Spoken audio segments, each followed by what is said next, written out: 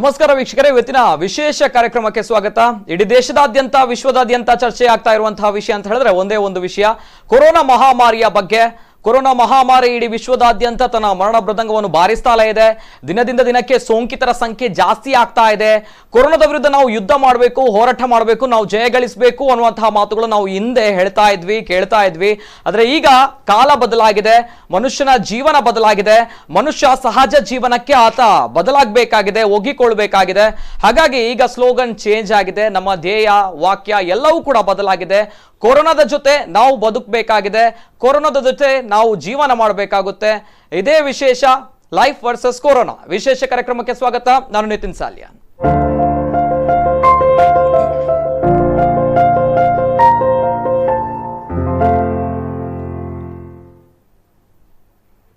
S, corona ವಿರುದ್ಧ ಹೋರಾಟ ಮಾಡಬೇಕು ಅಂತ ನಿಟ್ಟಿನಲ್ಲಿ 2.5 ತಿಂಗಳುಗಳ ಕಾಲ ನಾವು ಲಾಕ್ಡೌನ್ ಅಂತ ಮನೇಲಿದ್ವಿ. ಆಮೇಲೆ ಏನಾಗುತ್ತೆ ಅನ್ನೋದು ಗೊತ್ತಾಗ್ತಾ ಇಲ್ಲ. ಈಗ ಕೊರೋನಾದ ಜೊತೆ ನಾವು ಬದುಕಬೇಕು ಅನ್ನುವಂತಹ ವಿಷಯವನ್ನ ವಿಶ್ವ ಆರೋಗ್ಯ ಸಂಸ್ಥೆ ಹೇಳ್ತದೆ ಅಂತ ಬಂದಾಗ ಪ್ರಶ್ನೆ ಬರುತ್ತೆ, ಹೌದಾ, ಹೇಗಪ್ಪ, ಕೊರೋನಾದ ಜೊತೆ ನಾವು ಹೇಗ್ ಬದುಕಬೇಕು, ಏನ್ ಕತೆ? ಇಷ್ಟು ದಿನ ಕೊರೋನಾ ಅಂತ ಹೇಳುವಾಗ ನಾವು ಮನೇಲಿದ್ವಿ, ಮನೆಯಿಂದ ಹೊರಗೆ ಬರಬಾರ್ದು ಅನ್ನುವಂತಹ ಮಾತನ್ನು ಹೇಳ್ತಾ ಇದ್ರು. ಆದ್ರೆ ಈಗ ಕೊರೋನಾದ ಜೊತೆ ನಾವು ಬದುಕಬೇಕು ಅನ್ನುವಂತಹ ಮಾತನ್ನ ವಿಶ್ವ ಆರೋಗ್ಯ ಸಂಸ್ಥೆ ಹೇಳ್ತಾ ಇದೆ. ಹಾಗಾದ್ರೆ ಏನಿದು ಗೊಂದಲಗಳು ಅನ್ನುವಂತಹ ದೊಡ್ಡ ಪ್ರಶ್ನೆ ಒಂದ್ ಕಡೆ ಬರುತ್ತೆ. ಇನ್ನೊಂದ್ ಕಡೆ ಇದರ ಬಗ್ಗೆ ಸಮಾಜದ ಗಣ್ಯರು ಏನ್ ಹೇಳ್ತಾರೆ ಅನ್ನುವಂತಹ ಪ್ರಶ್ನೆ ಬರುತ್ತೆ. ಇದರ ಜೊತೆಗೆ ನಾವು ಮಾತನಾಡಬೇಕು ಅಂತ ಹೇಳಿದ್ರೆ, ನಮ್ಮ ಇಡೀ ವಿಶ್ವ ಬುಡಮೇಲು ಮಾಡುವಂತಹ ವ್ಯವಸ್ಥೆಯನ್ನ ಈ ಕೊರೋನಾ ಮಹಾಮಾರಿ ಮಾಡಿದೆ. ಅದು ಎಲ್ಲ ರಂಗಗಳಲ್ಲೂ ಕೂಡ ತಟ್ಟಿರುವಂತಹ ಬಿಸಿ ಕೂಡ ಹೌದು. ಇದರ ಬಗ್ಗೆ ಸಮಾಜದ ಗಣ್ಯರು ಏನು ಹೇಳ್ತಾರೆ ಅನ್ನುವಂತಹ ನಿಟ್ಟಿನಲ್ಲಿ ಇವತ್ತಿನ ಕಾರ್ಯಕ್ರಮ ನಾವು ವಿಶೇಷವಾಗಿರುವಂತಹ ಕಾರ್ಯಕ್ರಮ. ಇನ್ನು ಮುಂದಕ್ಕೆ ನಮ್ಮ ಕುಡ್ಲ ವಾಹಿನಿಯಲ್ಲಿ ನಾವು ಮುಂದುವರಿಸಿಕೊಂಡು ಹೋಗಬೇಕು ಅನ್ನುವಂತಹ ನಿಟ್ಟಿನಲ್ಲಿ, ಅಂದ್ರೆ ಜನತೆಗೆ ಸ್ವಲ್ಪ ಮಟ್ಟದ ಧೈರ್ಯ, ಆತ್ಮವಿಶ್ವಾಸ, ಮನೋಸ್ಥೈರ್ಯ ಬೇಕಾಗಿರುತ್ತೆ. ಅದಕ್ಕೋಸ್ಕರ ಈ ಒಂದು ವಿಶೇಷ ಕಾರ್ಯಕ್ರಮ.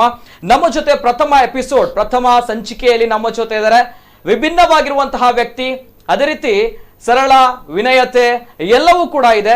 ನಮ್ಮ ಕರಾವಳಿ ಭಾಗದಲ್ಲಿ ಹುಟ್ಟಿದಂತಹ ಒಂದು ಸಂಸ್ಥೆ, ಇದೀಗ ದೇಶದಾದ್ಯಂತ ಪ್ರಸಿದ್ಧಿಯನ್ನು ಪಡೆದಂತಹ ಸಂಸ್ಥೆ, ಬ್ಯಾಂಕಿಂಗ್ ಕ್ಷೇತ್ರದಲ್ಲಿ ಒಂದು ಹೆಜ್ಜೆ ಮುಂದೆ ಇರುವಂತಹ ಸಂಸ್ಥೆ. ಈ ಕೊರೋನಾ ಅಂತ ಬಂದಾಗ ಈ ಒಂದು ಸಂದಿಗ್ಧ ಪರಿಸ್ಥಿತಿಯಲ್ಲೂ ಕೂಡ ತಾನು, ಅದೇ ರೀತಿ ತನ್ನ ನೌಕರರು, ಅದೇ ರೀತಿ ತನ್ನ ಗ್ರಾಹಕರನ್ನ ಇನ್ನೂ ಕೂಡ ಒಟ್ಟಿಗೆ ಬೆಳೆಸುವಲ್ಲಿ ಪ್ರಮುಖ ಪಾತ್ರವನ್ನು ವಹಿಸ್ತಾ ಇರುವಂತಹ ಸಂಸ್ಥೆ. ನಮ್ಮ ದೇಶದ ಹೆಮ್ಮೆಯ ಬ್ಯಾಂಕಿಂಗ್ ಸಂಸ್ಥೆಯ ಬಗ್ಗೆ ನಾವು ಮಾತನಾಡ್ತಾ ಇದ್ದೇವೆ. ನಮ್ಮ ಕರಾವಳಿಯ ಹೆಮ್ಮೆ ಕರ್ನಾಟಕ ಬ್ಯಾಂಕ್ನ ಮ್ಯಾನೇಜಿಂಗ್ ಡೈರೆಕ್ಟರ್, ಅದೇ ರೀತಿ ಸಿಇಒ ಅವರು ನಮ್ಮ ಜೊತೆ ಇವತ್ತಿನ ಪ್ರಥಮ ಎಪಿಸೋಡ್ ನಲ್ಲಿದ್ದಾರೆ. ಕಾರ್ಯಕ್ರಮಕ್ಕೆ ವೆಲ್ಕಮ್ ಮಾಡಬೇಕು. ಮಹಾಬಲೇಶ್ವರ MS ಅವರು ನಮ್ಮ ಜೊತೆ ಇದ್ದಾರೆ. ಕಾರ್ಯಕ್ರಮಕ್ಕೆ ಸ್ವಾಗತ. ನಮಸ್ಕಾರ. ನಮಸ್ಕಾರ.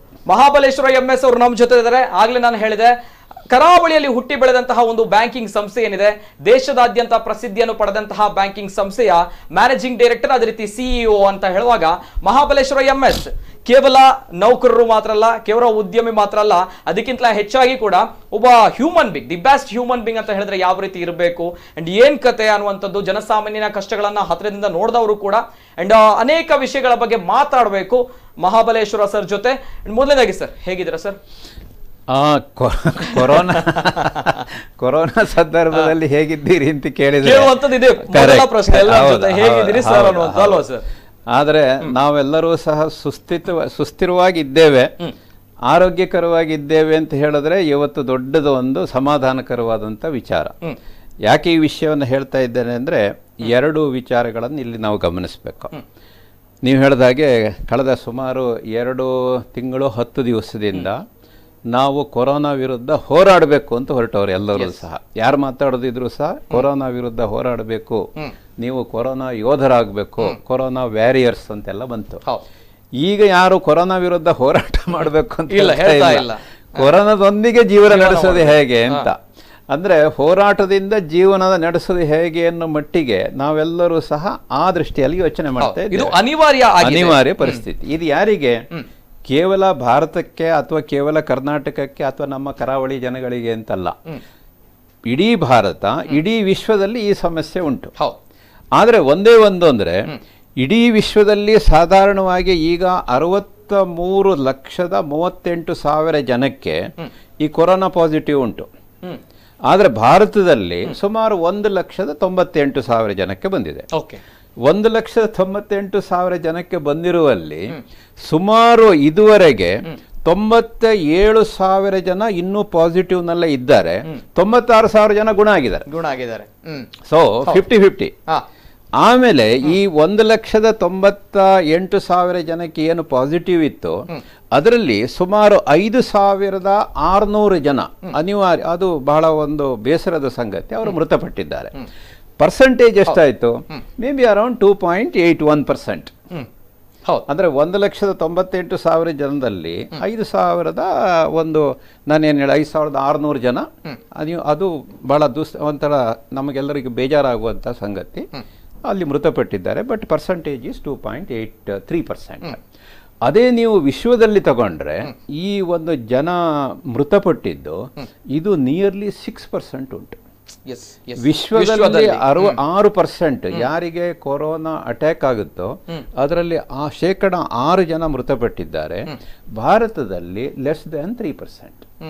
ಇದು ಯಾಕೆ ಅಂತ ಹೇಳಿ ವಿಚಾರ ಮಾಡಿದಾಗ ಒಂದು ರೀತಿಯಲ್ಲಿ ಇಮ್ಯುನಿಟಿ, ನಮ್ಮಲ್ಲಿ ಇಮ್ಯುನಿಟಿ ಬರ್ತಾ ಉಂಟು, ಬಂದಿದೆ.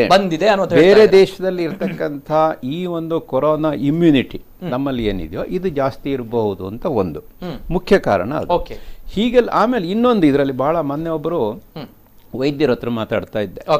ಮಾತಾಡುವಾಗ ಅವರು ಒಂದು ವಿಷಯವನ್ನು ಹೇಳಿದ್ರು, ನೋಡಿ ಮಹಾಬಲೇಶ್ವರ್, ಭಾರತದಲ್ಲಿ 1 ವರ್ಷಕ್ಕೆ ವಾಹನದಲ್ಲಿ ಅಪಘಾತ ಆಗ್ತದಲ್ಲ, 1,90,000 ಜನ ಮೃತಪಡ್ತಾ ಇದ್ದಾರೆ. 1,90,000 ಜನ ಪ್ರತಿ ವರ್ಷ ಭಾರತದಲ್ಲಿ ಮೃತಪಟ್ಟಿದ್ದಾರೆ. ಆ ಒಂದು ಮರಣದ ರೇಷಿಯೋ ಅಂದ್ರೆ ಹೇಳ್ತಾರೆ, ಸಾವಿನ ರೇಷಿಯೋ ಅಷ್ಟುಂಟು. ಹಾಗಾಗಿ ಈಗ ನೀವು ಹೇಳಿದ್ರಲ್ಲ, ಕೊರೋನಾದೊಂದಿಗೆ ಜೀವನ ಮಾಡೋದು ಹೇಗೆ ಈಗ ನಾವು ಕಲಿಬೇಕು. ಹಾಗಾಗಿ ಬಹಳ ಪ್ರಸ್ತುತವಾದಂತಹ ಸಮಕಾಲೀನವಾದಂತಹ ಒಂದು ಕಾರ್ಯಕ್ರಮವನ್ನ, ನನಗೆ ಬಹಳ ಹೆಮ್ಮೆ ಅಂದ್ರೆ ನಮ್ಮ ಕುಡ್ಲದವರು ಇದನ್ನು ಮಾಡ್ತಾ ಇದ್ದೇನೆ ಅಂತ. This is something unique.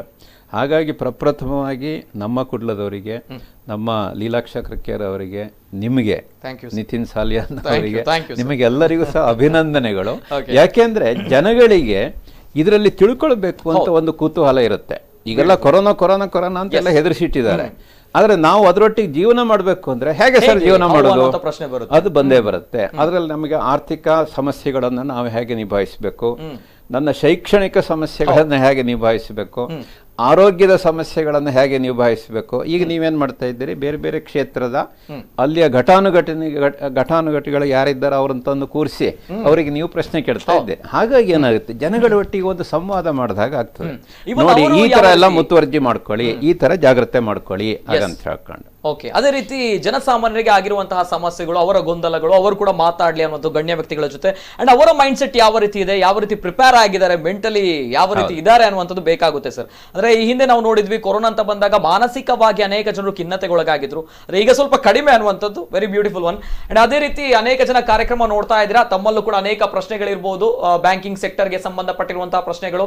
ಅದೇ ರೀತಿ ಈ ಕೊರೋನಾ ಅಂತ ಬಂದಾಗ ನಾವು ಯಾವ ರೀತಿ ಎದುರಿಸಬೇಕು, ನಾವು ಯಾವ ರೀತಿ ಇರಬೇಕು ಅನ್ನುವಂತಹ ಪ್ರಶ್ನೆಗಳು, ಎಲ್ಲ ಅಭಿಪ್ರಾಯಕ್ಕೆ ಮುಕ್ತವಾಗಿರುವಂತಹ ವೇದಿಕೆ ಇದೆ. ಮಹಾಬಲೇಶ್ವರ ಸರ್ ಇದ್ದಾರೆ, ಮಾತಾಡಬೇಕು ಹಲವಾರು ವಿಚಾರಗಳು. ಅದೇ ರೀತಿ ಸರ್, ಆಸ್ ಎ ತಾವು ವೈಯಕ್ತಿಕ ಪರ್ಸನ್ ಆಗಿ, ಆಸ್ ಎ ನಾನು ಕೇಳ್ತಾ ಇದ್ದೇನೆ, ಮಹಾಬಲೇಶ್ವರ MS ಅವರು ಕೊರೋನಾ ಅಂತ ಬಂದಾಗ ವೈಯಕ್ತಿಕವಾಗಿ ಯಾವ ರೀತಿ ಈಗ ತಾವು ಎದುರಿಸ್ತಾ ಇದ್ರೆ ಈ ಒಂದು ಸನ್ನಿವೇಶವನ್ನ, ಈ ಒಂದು ವೈಯಕ್ತಿಕವಾಗಿ ಅಂದ್ರೆ ನಾನು ಉದ್ಯೋಗದಲ್ಲಿ ಇರ್ತಕ್ಕಂಥವನು. ಹಾಗಾಗಿ ಬಹಳ ಮುಖ್ಯವಾದ ಏನಂದ್ರೆ, ಪ್ರತಿಯೊಬ್ಬರಿಗೂ ಇದು ನನಗೆ ಅಷ್ಟೇ ಅಂತಲ್ಲ, ನಿಮಗೂ ಎಲ್ಲರಿಗೂ ಇದು ಅನ್ವಯ ಆಗುವಂಥದ್ದು. ನಮ್ಮ ಆರೋಗ್ಯವನ್ನು ನಾವು ಪ್ರಪ್ರಥಮವಾಗಿ ರಕ್ಷಿಸಿಕೊಳ್ಬೇಕು, ಇದು ಬಹಳ ಮುಖ್ಯವಾದದ್ದು. ಎರಡನೆಯ ಪ್ರಾಶಸ್ತ್ಯ ನಮ್ಮ ಕುಟುಂಬದ ವ್ಯಕ್ತಿಗಳ ಆರೋಗ್ಯವನ್ನು ರಕ್ಷಣೆ ಮಾಡುವಂಥದ್ದು. ಮೂರನೇದು ನಮ್ಮ ಸಂಸ್ಥೆದು. ಈಗ ನಾವು ಉದ್ಯೋಗದಲ್ಲಿ, ಈಗ ನಾನು ಬ್ಯಾಂಕಲ್ಲಿದ್ದೇನೆ, ಕರ್ನಾಟಕ ಬ್ಯಾಂಕ್ನಲ್ಲಿದ್ದೇನೆ. ನಮ್ಮ ಉದ್ಯೋಗಿಗಳ ಒಂದು ಆರೋಗ್ಯದ ರಕ್ಷಣೆ, ಅದಕ್ಕೆ ಏನೇನು ನಾವು ಮುಂಜಾಗ್ರತಾ ಕ್ರಮಗಳನ್ನು ಕೈಗೊಳ್ಳಬೇಕು ಅದನ್ನು ಕೈಗೊಳ್ಳಲೇಬೇಕು. ಆಮೇಲೆ ನಮ್ಮೆಲ್ಲ ಗ್ರಾಹಕರು, ಸೊ ಅಂದರೆ ಗ್ರಾಹಕರ ಒಂದು ಬ್ಯಾಂಕಿಂಗ್ ಸೌಲಭ್ಯವನ್ನ ನಾವು ಅವಿರತವಾಗಿ ಏನು ನಡೆಸಿಕೊಡ್ಬೇಕು ಅದು ಮಾಡಬೇಕು ಅಂತಾದರೆ ಫಸ್ಟ್ ಆಫ್ ಆಲ್ ನೀವು ಚೆನ್ನಾಗಿರ್ಬೇಕು, ಬ್ಯಾಂಕ್ ಉದ್ಯೋಗಿಗಳು. ಹಾಗಾಗಿ ನಾನೇನು ಮಾಡಿದೆ ಅಂದರೆ, ವೈಯಕ್ತಿಕವಾಗಿ ನಂದು ಖಂಡಿತವಾಗಿಯೂ ಸಹ ಇದಕ್ಕೆ ಏನು ಆರೋಗ್ಯದ ರಕ್ಷಣೆಗಳಿಗೆ ಏನು ಮುಂಜಾಗ್ರತಾ ಕ್ರಮಗಳನ್ನು ನಮ್ಮ ಸರ್ಕಾರದವರು ಹೇಳಿದ್ರು. ಹ್ಯಾಂಡ್ ಸ್ಯಾನಿಟೈಸೇಷನ್ ಎಲ್ಲೋದು ಸುಲಭ ಅಲ್ವಾ, ಮಾಸ್ಕ್ ಹಾಕೋಬೇಕು ಅಂತ ನಾವು ಇಲ್ಲಿ ಮಾಸ್ಕ್ ತಂದಿದ್ದೀವಿ, ಇಲ್ಲಿ ಮಾಸ್ಕ್ ಹಾಕ್ಕೊಂಡೇ ಇರುವಂಥದ್ದು, ಈಗ ಮಾಸ್ಕ್ ಹಾಕ್ಕೊಳ್ಳುವಂಥದ್ದು. ಆಮೇಲೆ ನೀವು ಸುಮ್ಮನೆ ಹೊರಗಡೆ ಎಲ್ಲ ತಿರುಗಾಡಲಿಕ್ಕೆ ಹೋಗುವಂಥದ್ದು, ಅದನ್ನೆಲ್ಲ ನಾವು ಮಿತಗೊಳಿಸಬೇಕು ಅಂತ ಹೇಳಿ. ಈ ರೀತಿ ನಮಗೆಲ್ಲರಿಗೂ ಸಹ ಅನ್ವಯ ಆಗುವಂಥ ಕೆಲವೊಂದು ವಿಚಾರಗಳನ್ನು ವೈಯಕ್ತಿಕವಾಗಿ ನಾವು ಪಾಲನೆ ಮಾಡೋದ್ರ ಜೊತೆಗೆ ನಮ್ಮ ಎಲ್ಲ ಸಿಬ್ಬಂದಿಗಳು ಸಹ ಇದನ್ನು ಪಾಲನೆ ಮಾಡಬೇಕು. ಆಮೇಲೆ ನಮ್ಮ ಗ್ರಾಹಕರಿಗೆ ನಾವು ಏನು ಹೇಳಿದ್ವು ಅಂದರೆ, ಈಗೆಲ್ಲ ಸಹ ಬ್ಯಾಂಕಿಂಗ್ ವ್ಯವಸ್ಥೆ ನಡೀತದೆ, ನಮ್ಮದು ಯಾವುದು ಸಹ ಶಾಖೆಗಳನ್ನು ನಾವು ನಮ್ಮ ಬ್ಯಾಂಕ್ ಅಂತಲ್ಲ, ಯಾವ ಬ್ಯಾಂಕ್ನವರು ಶಾಖೆಯನ್ನು ಮುಚ್ಚಲಿಕ್ಕೆ ಹೋಗಲಿಲ್ಲ, ಶಾಖೆ ನಡೀತಾ ಇರ್ತದೆ. ನಿಮ್ಮ ಬ್ಯಾಂಕಿಂಗ್ ಅವಶ್ಯಕತೆಗೆ ಏನಿದೆಯೋ ಅದನ್ನು ಆದಷ್ಟು ಆನ್ಲೈನ್, ಈಗೆಲ್ಲ ಡಿಜಿಟಲ್ ಉಂಟು, ಮೊಬೈಲ್ ಬ್ಯಾಂಕಿಂಗ್ ಉಂಟು ಅಥವಾ ಇಂಟರ್ನೆಟ್ ಬ್ಯಾಂಕಿಂಗ್ ಉಂಟು, ಅದನ್ನು ಅದರ ಮೂಲಕ ನಡೆಸಿ ಅಂತ ನಾವು ಹೇಳಿದ್ದೇವೆ. ಜೊತೆಗೆ ಕ್ಯಾಶ್ ಟ್ರಾನ್ಸಾಕ್ಷನ್ಸನ್ನು ಆದಷ್ಟು ಕಡಿಮೆ ಮಾಡಿ. ಅವಾಗೇನಾಗುತ್ತೆ, ನೀವು ಶಾಖೆಗೆ ಬರಬೇಕಾದ ಅನಿವಾರ್ಯತೆ ಇರುವುದಿಲ್ಲ. ಶಾಖೆಗೆ ಬರೋದನ್ನು ಸಹ ಹಿತಮಿತಗೊಳಿಸಿ. ತುಂಬ ಜನ ಅಲ್ಲಿ ಬಂದರೆ ಇದನ್ನು ಸ್ಪ್ರೆಡ್ ಆಗಬಹುದು, ಆದರೆ ಅದನ್ನೆಲ್ಲ ಜಾಗ್ರತೆ ಮಾಡಿ ಅಂತ ಹೇಳ್ಕೊಂಡು. ಸೊ ಇದರಿಂದ ಏನಾಯಿತು ಅಂದರೆ, ಇನ್ನು ಈ ಕೊರೋನಾ ಹೆಚ್ಚಿಗೆ ಸ್ಪ್ರೆಡ್ ಆಗಲಿಕ್ಕೆ ಅವಕಾಶಗಳನ್ನು ನಾವು ಕಡಿಮೆ ಮಾಡ್ತಾ ಬಂದು. ಸೊ ಇದ್ರದ್ದು ನಮ್ಮ ಗ್ರಾಹಕರಿಗೂ ಸಹ ನಾವು ಹೇಳೋದೇನೆಂದರೆ, ಈಗ ನಾನು ಹೇಳಿದೆ ಡಿಜಿಟಲ್ ಮಾಡಿ ಅಂತ, ಬಟ್ ಅಲ್ಲಿ ಸ್ವಲ್ಪ ಕೆಲವರಿಗೆ ಸಮಸ್ಯೆ ಉಂಟು. ಈಗ ನಿಮಗೂ ಸಹ ಕೆಲವು ಸರಿ ಬರ್ತದೆ ಫೋನ್, ನಾವು ಇಂಥ ಕಡೆಯಿಂದ RBI ನಿಂದ ಫೋನ್ ಮಾಡೋದು ಅಥವಾ ಬ್ಯಾಂಕ್ನಿಂದ ಫೋನ್ ಮಾಡೋದು, ನಿಮ್ಮದು OTP ಕೊಡಿ, ನಿಮ್ಮದು ಪಿನ್ ಕೊಡಿ ಅಂತ. ಇದು ಎಲ್ಲವೂ ಸಹ ವಂಚನೆಯ ಪ್ರಕರಣಗಳು. ಆ ಥರ ಯಾರದ್ದೇ ಫೋನ್ ಬಂದರೆ ಅದಕ್ಕೆ ನಾವು ಗಮನ ಕೊಡಬಾರ್ದು. ಗ್ರಾಹಕರಲ್ಲಿ ಎಲ್ಲರಲ್ಲೂ ನಾನು ಮೊದಲನೇದಾಗಿ ವಿನಂತಿ ಮಾಡ್ಕೊಳ್ಳೋದು ಏನಂದರೆ, ಖಂಡಿತವಾಗಿಯೂ ಸಹ ಮೊಬೈಲ್ ಬ್ಯಾಂಕಿಂಗ್ನಲ್ಲಿ ನೀವು ವ್ಯವಹಾರ ಮಾಡಿ. ಆದರೆ ಯಾರೇ ಬ್ಯಾಂಕ್ನವರು ಅಥವಾ ರಿಸರ್ವ್ ಬ್ಯಾಂಕ್ನವರು ನಿಮಗೆ ಫೋನ್ ಮಾಡಿ ನಿಮ್ಮ ಡೆಬಿಟ್ ಕಾರ್ಡ್ ನಂಬರ್ ಹೇಳಿ ಅಥವಾ ನಿಮ್ಮದು OTP ಹೇಳಿ ಅಥವಾ ನಿಮ್ಮದು ಪಿನ್ ಹೇಳಿ ಅಂದರೆ, ಅವ ಖಂಡಿತವಾಗಿ ವಂಚನೆ ಮಾಡಲಿಕ್ಕೆ ಫೋನ್ ಮಾಡ್ತಾ ಕೊಡಲೇಬಾರ್ದು. ಅದಕ್ಕೆ ನಾವೇನು ಮಾಡಿದ್ದೇವೆ ಅಂದರೆ, ನೀವು ಗಮನಿಸಿದ್ರಿಂದ ಕಾಣುತ್ತೆ, ಈಗ ಕಳೆದ ಸಾಧಾರಣ ಒಂದು 10-15 ದಿವಸದಿಂದ ಎಲ್ಲ ಮುಖ್ಯ ಪತ್ರಿಕೆಗಳಲ್ಲಿ ದೊಡ್ಡದು ಒಂದು ಇದನ್ನು ಅಡ್ವರ್ಟೈಸ್ಮೆಂಟ್ ಕೂಡ ನಾವು ಕೊಟ್ಟಿದ್ದೇವೆ. ಸೊ ಏನೇನು ಮುಂಜಾಗ್ರತಾ ಕ್ರಮಗಳನ್ನು, ಆರೋಗ್ಯದ ದೃಷ್ಟಿಯಿಂದ ಏನು ಕ್ರಮಗಳನ್ನು ಕೈಗೊಳ್ಳಬೇಕು, ಬ್ಯಾಂಕಿಂಗ್ ವ್ಯವಹಾರಕ್ಕೆ ಸಂಬಂಧಪಟ್ಟ ಹಾಗೆ ಏನೇನು ಮುಂಜಾಗ್ರತಾ ಕ್ರಮಗಳನ್ನು ಕೈಗೊಳ್ಳಬೇಕು, ಅದರಲ್ಲಿ ಈ ಪಾಯಿಂಟನ್ನು ನಾವು ಮತ್ತೆ ಎತ್ತಿ ಹೇಳಿದ್ದೇವೆ. ವಂಚಕರ ಈ ವಂಚನೆಗೆ ಬಲಿಯಾಗಬೇಡಿ. ಯಾರೂ ಸಹ ಆ ಥರ ಕೇಳೋದಿಲ್ಲ. ಬ್ಯಾಂಕ್ನಲ್ಲಿ ಕೇಳಿದ ಅಂದ್ರೆ that it self is the conclusive proof. ಅವ ಮೋಸ ಮಾಡ್ಲಿಕ್ಕೆ ಕೇಳ್ತಾ ಇದ್ದಾರೆ. ಅಲ್ಲ, ಯಾಕೆ ಜನರು ಕಾಮನ್ ಬೇಸಿಕ್ ಥಿಂಗ್, ಆದ್ರೆ ಯಾಕೆ ಜನರು ಇದ್ರ ಮೇಲೆ ಮರಳಾಗ್ತಾರೆ? ಅವರು ಮಾತಾಡುವ ಧಾಟಿನಲ್ಲಿ, ಅವರು ಹೇಳುವ ಧಾಟಿನಲ್ಲಿ ಇವರಿಗೆ ಒಂದು ಕ್ಷಣ ಅವರಿಗೆ ಏನೋ ಒಂಥರ ಭ್ರಮೆ ಆದಾಗ ಆಗಿಬಿಡುತ್ತೆ. ಕೂಡ್ಲೆ ಕೊಡ್ತಾರೆ, ಕೊಟ್ಟಾದ್ಮೇಲೆ ಮತ್ತೆ ಗೊತ್ತಾಗುತ್ತೆ ಅವರಿಗೆ. ಆಮೇಲೆ ಕೂಡ್ಲೆ ಬ್ರಾಂಚಿಗೆ ಫೋನ್ ಮಾಡ್ತಾರೆ, ಯಾರೋ ಹೀಗೆ ಫೋನ್ ಮಾಡಿದ್ರಂತಲ್ಲ, ನಿಮ್ಮಲ್ಲಿಂದ ಮಾಡಿ, ಇಲ್ಲ ಮಾಡಿದ್ರೆ ಅವಾಗ ಅವ್ರು ಸಿಕ್ಕಾಕೊಂಡಿರ್ತಾರೆ. ಆ ತರ ಇರ್ತಾರೆ. ಸೊ ಈ ಎಲ್ಲ ಮುಂಜಾಗ್ರತೆಗಳನ್ನ ವೈಯಕ್ತಿಕವಾಗಿ ಹಾಗೂ ನಾವು ಯಾವ ಕ್ಷೇತ್ರದಲ್ಲಿ ದುಡಿತಾ ಇದ್ದೇವೋ ಸಾರ್ವಜನಿಕ ಕ್ಷೇತ್ರದಲ್ಲಿ ಇದನ್ನ ಮಾಡಬೇಕು. ಇದು ಇವತ್ತು ಅನಿವಾರ್ಯ. ಒಂದು ವೇಳೆ ಸರ್ ಈ ಸಂದರ್ಭಗಳಲ್ಲಿ ನಾವು ಕೂಡ OTP ಕೊಟ್ಟು ವಂಚನೆಗೊಳಗಾದಿರುವಂತಹ ಸಂದರ್ಭಗಳಲ್ಲಿ ನಾವು ಕಾರ್ಯಕ್ರಮ ಮಾಡಿದ್ವಿ, ಅನೇಕ ಕರೆಗಳು ಕೂಡ ಬಂದಿತ್ತು ನಮ್ಮ ಕಚೇರಿಗೆ ಈ ಸಂದರ್ಭಗಳಲ್ಲಿ. ಆದ್ರೆ ಅವರಿಗೆ ಬ್ಯಾಂಕಿನಿಂದ ಸೌಲಭ್ಯಗಳು ಸಿಗುವಂತದ್ದು ಇದೆಯಾ? ಬ್ಯಾಂಕಿನ ಗ್ರಾಹಕರು 2-3 ಉಂಟು. ನೋಡಿ ಹೇಗೆ ಅಂದ್ರೆ, ಇವತ್ತು ಯಾವುದೇ ಮೊಬೈಲ್ ಬ್ಯಾಂಕಿಂಗ್ ನೀವು ಫೆಸಿಲಿಟೀಸ್ ತಗೊಂಡ್ರೆ ಅದರಲ್ಲಿ ನಮ್ದೊಂದು ಆನ್ ಆಫ್ ಫೆಸಿಲಿಟಿ ಅಂತ ಉಂಟು. ಸೊ ನೀವು ಬ್ಯಾಂಕಿಂಗ್ ಟ್ರಾನ್ಸಾಕ್ಷನ್ಸ್ ನ ಮೊಬೈಲ್ ಮೂಲಕ ಮಾಡುವಾಗ ನೀವೇ ಅದನ್ನ ಆನ್ ಮಾಡ್ಕೊಳ್ಬಹುದು, ಬಾಕಿ ಸಂದರ್ಭದಲ್ಲಿ ಆಫ್ ಇಡಬೇಕು. ಇದು ಒಂದು ಸೆಲ್ಫ್ ಪ್ರೊಟೆಕ್ಷನ್ ಇದ್ದ ಹಾಗೆ. ಎರಡನೇದು, ಈ ರೀತಿ ಕೊಡಬಾರ್ದು. ಅಪ್ಪಿತಪ್ಪಿ ಕೊಟ್ಟು ಹೋಯ್ತು ಅಂತ ಇಟ್ಕೊಳ್ಳಿ, ಈಗ ಸಮಸ್ಯೆ ಬರೋದಲ್ಲಿ ಸರ್ ನಾವು ಗೊತ್ತಾಗ್ಲಿಲ್ಲ ಸರ್ ಕೊಟ್ಬಿಟ್ಟು ಅಂತ, ಅದು ಒಂದ್ ರೀತಿಯಲ್ಲಿ ನೀವು ಜಾಗ್ರತೆ ಮಾಡಲಿಲ್ಲ, ನೀವು ಕೊಟ್ಟಿದ್ದೀರಿ, ತಪ್ಪಾಯ್ತು. ಸೊ ಈಗ ಏನ್ ಮಾಡ್ಬೇಕು, ಆವಾಗ ಕೂಡಲೇ ನಮ್ಮ ಬ್ಯಾಂಕನ್ನ ಅಥವಾ ನಿಮ್ಮ ಬ್ಯಾಂಕ್ ಯಾವ ಬ್ಯಾಂಕ್ ಇರುತ್ತೋ ಅವರನ್ನ ಕಾಂಟ್ಯಾಕ್ಟ್ ಮಾಡಬೇಕು. ಅವ್ರದ್ದು ಕಾಂಟ್ಯಾಕ್ಟ್ ಸೆಂಟರ್ ಇರ್ಬೋದು ಅಥವಾ ಬ್ರಾಂಚ್ ಇರಬಹುದು. ಅದರ ಮೂಲಕ ನಿಮ್ಮ ಆ ಒಂದು ಇದರದ್ದು ಯಾವ್ದು ಮೊಬೈಲ್ ಬ್ಯಾಂಕಿಂಗ್ ಅಥವಾ ATM ಕಾರ್ಡ್ ಅದನ್ನು ಬ್ಲಾಕ್ ಮಾಡಲಿಕ್ಕೆ ಆಗ್ತದೆ. ಕೂಡಲೇ ಬ್ಲಾಕ್ ಮಾಡಬೇಕು. ಯಾಕೆಂದರೆ ಎಷ್ಟು ಲಾಸ್ ಆಗಿದೆಯೋ ಅದನ್ನು ಅಲ್ಲಿಗೆ ನಾವು ಅದನ್ನು ನಿಯಂತ್ರಣ ಮಾಡ್ಬೋದು. ಈಗ ಅವರು ಒಂದು 10,000 ತಗೊಂಡ್ರು, 15,000 ತಗೊಂಡ್ರು, 20,000 ಕೂಡಲೇ ಅಲ್ಲಿ ಬ್ಲಾಕ್ ಮಾಡ್ಲಿಕ್ಕೆ ಆಗ್ತದೆ. ಇದನ್ನ ನೀವು ಕೂಡಲೇ ನಮ್ಮ ಕಾಂಟ್ಯಾಕ್ಟ್ ಸೆಂಟರು ಅಥವಾ ಬ್ರಾಂಚಿಗೆ ಹೇಳಬೇಕು. ಬ್ಯಾಂಕ್ ಕಡೆಯಿಂದ ನಾವೇನು ಮಾಡಿದ್ದೇವೆ ಅಂದರೆ, ಈ ರೀತಿಯ ಅದು ಈ ನಿಮ್ಮ ಮೊಬೈಲ್ ಟ್ರಾನ್ಸಾಕ್ಷನ್ಸ್ ಇರ್ಬೋದು, ಇಂಟರ್ನೆಟ್ ಬ್ಯಾಂಕಿಂಗ್ ಇರ್ಬೋದು, ಅಥವಾ ಈ ATM ರಿಲೇಟೆಡ್ ಟ್ರಾನ್ಸಾಕ್ಷನ್ಸ್ ಇರ್ಬೋದು, ನಮ್ಮ ಬ್ಯಾಂಕ್ನಲ್ಲಿ ಒಂದು ELFRMS ಅಂತ ಹೇಳಿ ನಾವು ಒಂದು ಅರೇಂಜ್ಮೆಂಟ್ ಇಟ್ಕೊಂಡಿದ್ದೇವೆ. Enterprise level fraud risk management system ಅಂತ ಹೇಳಿ. ಅದು 24/7 ಎಲ್ಲ ಈ ನಮ್ಮ ಡಿಜಿಟಲ್ ಚಾನಲ್ನಲ್ಲಿ ಇಡೀ ಬ್ಯಾಂಕ್ನಲ್ಲಿ ಲಕ್ಷಗಟ್ಟಲೆ ವ್ಯವಹಾರ ಏನಾಗ್ತಾ ಇದೆಯೋ ಅದನ್ನ ನಾವು ಸೂಕ್ಷ್ಮವಾಗಿ ಈ ಸಿಸ್ಟಮ್ ಮೂಲಕ ಗಮನಿಸ್ತಾ ಇರ್ತೀವಿ. ಓಕೆ, ಎಲ್ಲಿಯಾದ್ರೂ ಒಂದು ಕಡೆ ನಮಗೆ ಅದು ಒಂದು ಅಲರ್ಟ್ ಬಂತು ಅಂದ್ರೆ, ಓಕೆ, ಈಗ ಉದಾಹರಣೆ ಒಂದು ಸಿಂಪಲ್ ಹೇಳ್ತೇನೆ. ಈಗ ನೀವು ಸಾಲಿಯಾ ಅಂದ್ರವರು ಮಂಗಳೂರಿನಲ್ಲಿ ಒಂದು ATM ಆಪರೇಟ್ ಮಾಡಿದ್ರಿ, 10,000 ರೂಪಾಯಿ ಈಗ ಇಲ್ಲಿಂದ ಡ್ರಾ ಮಾಡಿದ್ರಿ. ಈಗ 7 ಗಂಟೆ 20 ನಿಮಿಷ. ಇನ್ನೊಂದು 10 ನಿಮಿಷದಲ್ಲಿ ನಿಮ್ಮ ATM ಕಾರ್ಡ್ ಬೆಂಗಳೂರಿನಲ್ಲಿ ನೀವು ಡ್ರಾ ಮಾಡ್ತೀರಿ. ಇದು ಸಾಧ್ಯವಾ? ಸಾಧ್ಯ ಇಲ್ಲ. ಅಲ್ಲಿ ಸಾಧ್ಯ ಆಗಿದೆ ಅಂದ್ರೆ ಏನೋ ಒಂದು ವಂಚನೆ ನಡೀತಾ ಉಂಟು. ನಮ್ಮ ಸಿಸ್ಟಮ್ ಅಲರ್ಟ್ ಅಲ್ಲಿ ಅದನ್ನು ಕೂಡಲೇ ಹೇಳಿ ಇಮಿಡಿಯೇಟ್ ಆಗಿ ಬ್ಲಾಕ್ ಮಾಡ್ತೀವಿ. ಹೇಗೆ ಸರ್, ಯಾರು ನೋಡ್ಕೊಳ್ತಾರೆ? ಅದರಲ್ಲಿ ಇದೆ, this is called as artificial intelligence. Machine ನಲ್ಲಿ ನಾವೊಂದು 50-55 ಅಲರ್ಟ್ ಸಿಸ್ಟಮ್ ಜನರೇಟ್ ಆಗುವ ಹಾಗೆ ಮಿಷಿನ್ ನಲ್ಲಿ ಎಲ್ಲ ಪ್ರೋಗ್ರಾಮ್ ಮಾಡಿರ್ತೇವೆ. ಸೊ ಹಾಗಾಗಿ ಆಮೇಲೆ ಎಲ್ಲೋ ಒಂದು ಕಡೆ ರಾತ್ರಿ ಕೆಲವು ಇದನ್ನೆಲ್ಲ ನಾವು ಹೆಚ್ಚಿಗೆ ಹೇಳಲಿಕ್ಕಾಗೋದಿಲ್ಲ. ಅವರು ಯಾವುದೋ ಒಂದು ಸಂದರ್ಭದಲ್ಲಿ ಈಗ ವಂಚಕರು ಏನ್ ಮಾಡ್ತಾರೆ, ಅವರು ಕೆಲವು ಗಂಟೆಗಳಲ್ಲಿ ಕೆಲವು ಸಮಯವನ್ನೇ ಟಾರ್ಗೆಟ್ ಮಾಡ್ತಾ ಇರ್ತಾರೆ. ಅಂಥದ್ದು ನಮ್ಮ ರೆಕಾರ್ಡ್ ಹಿಂದೆ ಹೇಗುಂಟು ಅದಕ್ಕೆ ತಕ್ಕಂತೆ ನಾವು ಪ್ರೋಗ್ರಾಮ್ ಮಾಡಿರ್ತೀವಿ. ಹಾಗಾಗಿ ಇದೊಂದು ರೀತಿ ಪ್ರಿವೆಂಟಿವ್ ಸಿಸ್ಟಮ್. ನಿಮ್ಮದು ಟ್ರಾನ್ಸಾಕ್ಷನ್ ಅಲ್ಲಿ ಆಗ್ತಾ ಇದೆ ಅನ್ನೋಷ್ಟೊತ್ತಿಗೆ ನಾವು ಬ್ಲಾಕ್ ಮಾಡ್ಲಿಕ್ಕಾಗುತ್ತೆ. ಈ ತರ ಎಷ್ಟೋ ಕೋಟಿ ರೂಪಾಯಿಗಳನ್ನು ನಾವು ಸೇವ್ ಮಾಡಿರ್ತೀವಿ. ಸರ್, ಹಾಗಾದ್ರೆ ತಮ್ಮ ಬ್ಯಾಂಕಿಂಗ್ ಸೆಕ್ಟರ್ ಬಗ್ಗೆ ನಾನು ಮಾತಾಡಬೇಕು. ತಮ್ಮ ಬ್ಯಾಂಕಿಂಗ್ ಸೆಕ್ಟರ್ ಅಲ್ಲಿ ಈ ರೀತಿ ವಂಚನೆಗೊಳಗಾದವರು ಅಥವಾ ಈ ರೀತಿ ಒಂದು ಸಮಸ್ಯೆಗೊಳಗಾದವರು ಆದಾಗ ಆಗಿರುವಂತಹ ಪ್ರಕರಣಗಳು ಎಷ್ಟಾಗಿದೆ? ಯಾಕೆಂದ್ರೆ ನೋಡಿ, ನಿಮ್ಮದು ವಾಹನ ಇದ್ರೆ ಆಕ್ಸಿಡೆಂಟ್ ಆಗೇ ಆಗುತ್ತೆ. ಆಕ್ಸಿಡೆಂಟ್ ಆಗುತ್ತೆ ಅಂತ ಹೇಳಿ ನಾವು ರಸ್ತೆಗೆ ಹೋಗೋದಿಲ್ಲ, ವಾಹನ ಬಿಡೋದಿಲ್ಲ ಅಂತ ಹೇಳಿಕ್ಕೆ ಆಗೋದಿಲ್ಲ ಇವತ್ತಿನ. ಆದ್ರೆ ನಾವು ಎಷ್ಟರ ಮಟ್ಟಿಗೆ ಮುತುವರ್ಜಿ ಮಾಡ್ತೀವಿ ಅಂತ ಹೇಳಿ. ಸೊ ಈ ತರದ್ದು ಎಷ್ಟೋ ಕೇಸ್ಗಳು ನಡೀತಾ ಇರುತ್ತೆ. ಅವಾಗ ನಾವು ಒಂದು ಪ್ರಿವೆಂಟಿವ್, ಈಗ ತಪ್ಪಿ ಹೋಗಿ ಆಯ್ತು, ನೀವು ಅದನ್ನು OTP ಕೊಟ್ಟರೆ ಇನ್ನೊಂದು ಏನೋ ಒಂದು ಮಾಡಿದ್ರೆ ಅಂತ ಇಟ್ಕೊಳ್ಳಿ. ಅವಾಗಲೂ ಸಹ ರಿಸರ್ವ್ ಬ್ಯಾಂಕ್ ಆಫ್ ಇಂಡಿಯಾದವರು ಏನು ಮಾಡಿದ್ದಾರೆ ಅಂದರೆ, ಈಗ ಅಂಥ ಕೇಸ್ಗಳಲ್ಲಿಯೂ ಕೂಡ ನಾವು ಇಮಿಡಿಯೇಟ್ ಆಗಿ ಅದನ್ನು ರೀಫಂಡ್ ಮಾಡುವಂಥದ್ದು, ಎಷ್ಟರ ಮಟ್ಟಿಗೆ ಅದು ಜೆನ್ಯೂನ್ನೆಸ್ ಉಂಟು ಅದಕ್ಕೂ ಸಹ ಅವಕಾಶ ಉಂಟು ಇವತ್ತು. ಆಮೇಲೆ ನಾವು ಅದನ್ನು ಅಂಥ ಕೇಸ್ಗಳನ್ನು ಇನ್ಶೂರೆನ್ಸ್ ಕೂಡ ಮಾಡಿಸಿಟ್ಟಿರ್ತೀವಿ.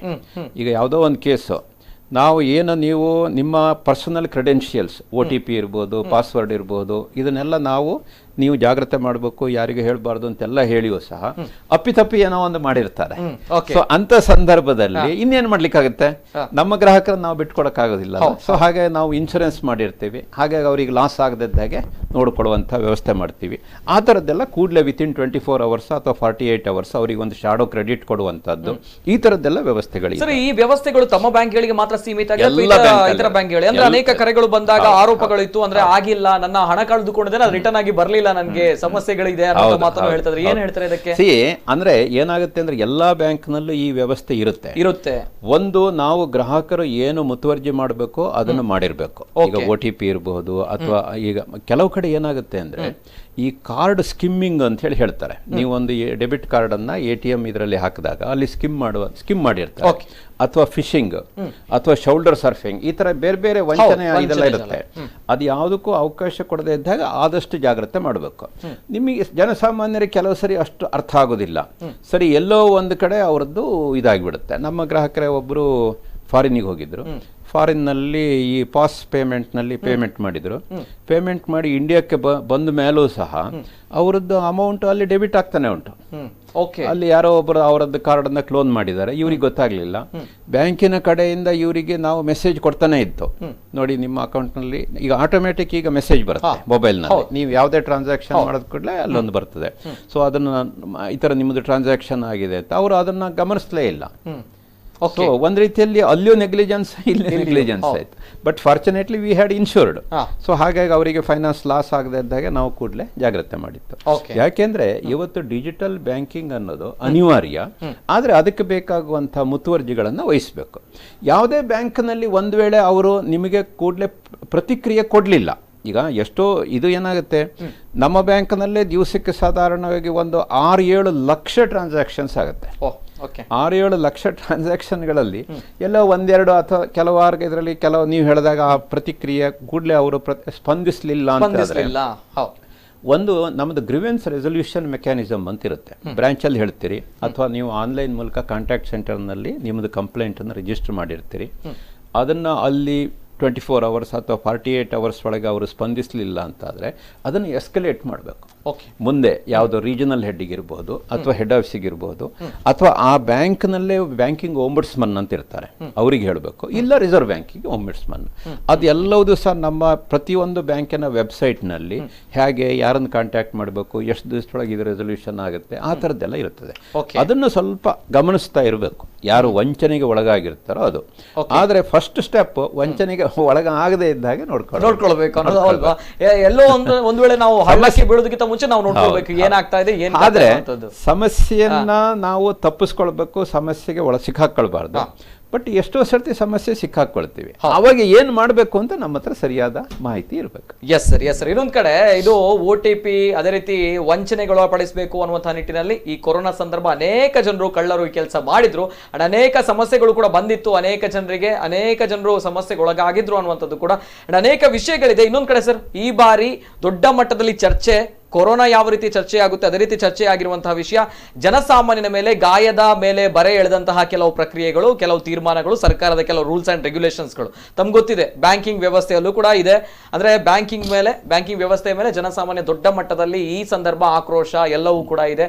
ಅಂದ್ರೆ ಹಾಫ್ ಸ್ಯಾಲ್ರಿ ಇದೆ, ಸಂಬಳ ಸಿಗ್ತಾ ಇಲ್ಲ, ಕೆಲಸ ಇಲ್ಲ, ಎಲ್ಲವೂ ಕೂಡ ಕಷ್ಟದಲ್ಲಿದ್ದೇವೆ. ಆದ್ರೆ ಬ್ಯಾಂಕಿಗೆ ಕಟ್ಟಬೇಕಾಗಿರುವಂತಹ EMIಗಳು, ಲೋನ್ಗಳು ಎಲ್ಲವೂ ಕೂಡ ಕಟ್ಟಬೇಕು, ವಿತ್ ಬಡ್ಡಿ ಕಟ್ಟಬೇಕು ಅನ್ನುವಂತಹ ಸಂದರ್ಭಗಳಲ್ಲಿ ಇಲ್ಲ.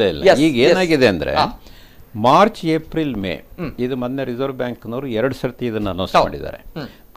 ಬರೇ ಬ್ಯಾಂಕ್ಗಳಷ್ಟೇ ಅಲ್ಲ, ಇದು ಶೆಡ್ಯೂಲ್ಡ್ ಕಮರ್ಷಿಯಲ್ ಬ್ಯಾಂಕ್ SCB ಅಂತ ಹೇಳ್ತೇವೆ, ಅದರಲ್ಲಿ ನ್ಯಾಷನಲೈಸ್ ಬ್ಯಾಂಕ್ಸ್ ಹಾಗೂ ಪ್ರೈವೇಟ್ ಸೆಕ್ಟರ್ ಬ್ಯಾಂಕ್ ಹಾಗೂ regional rural bank, cooperative bank, then NBFCs, non banking financial companies, these are all the financial institutions. ಇದರಲ್ಲಿ ಏನೇ ಸಾಲ ತಗೊಂಡಿದ್ದು, ಯಾವುದೇ EMI ಕಂತು ಅಥವಾ ಬಡ್ಡಿ ಮಾರ್ಚ್, ಏಪ್ರಿಲ್, ಮೇ 3 ತಿಂಗಳದ್ದು ಮುಂದೂಡಲಾಗಿದೆ. ಮಾರ್ಚ್, ಫಸ್ಟ್ ಆರಂಭದಲ್ಲಿ ಮೊನ್ನೆ ಮತ್ತೆ ಪುನಃ ರಿಸರ್ವ್ ಬ್ಯಾಂಕ್ ಆಫ್ ಇಂಡಿಯಾದವರು ಈ ಜೂನ್, ಜುಲೈ, ಆಗಸ್ಟ್ ಈ 3 ತಿಂಗಳದ್ದನ್ನು ಮತ್ತೆ ಪುನಃ ಮುಂದೂಡಿದ್ದಾರೆ.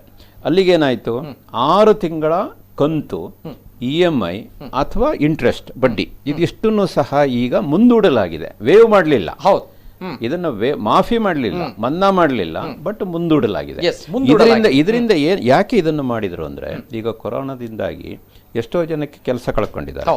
ಆಮೇಲೆ ಎಷ್ಟೋ ಜನ ಅವರಿಗೆ ಆಕ್ಚುಯಲ್ ಆಗಿ ರೆಗ್ಯುಲರ್ ಇನ್ಕಮ್ ಏನಿತ್ತು ಅದು ಇಲ್ಲ. ಹಾಗಾಗಿ ಅವರು ಸಂಸಾರ ನಿಭಾಯಿಸೋದೇ ಕಷ್ಟ ಆಗಿರುವಾಗ ಕಂತು ಕಟ್ಟೋದು ಹೇಗೆ?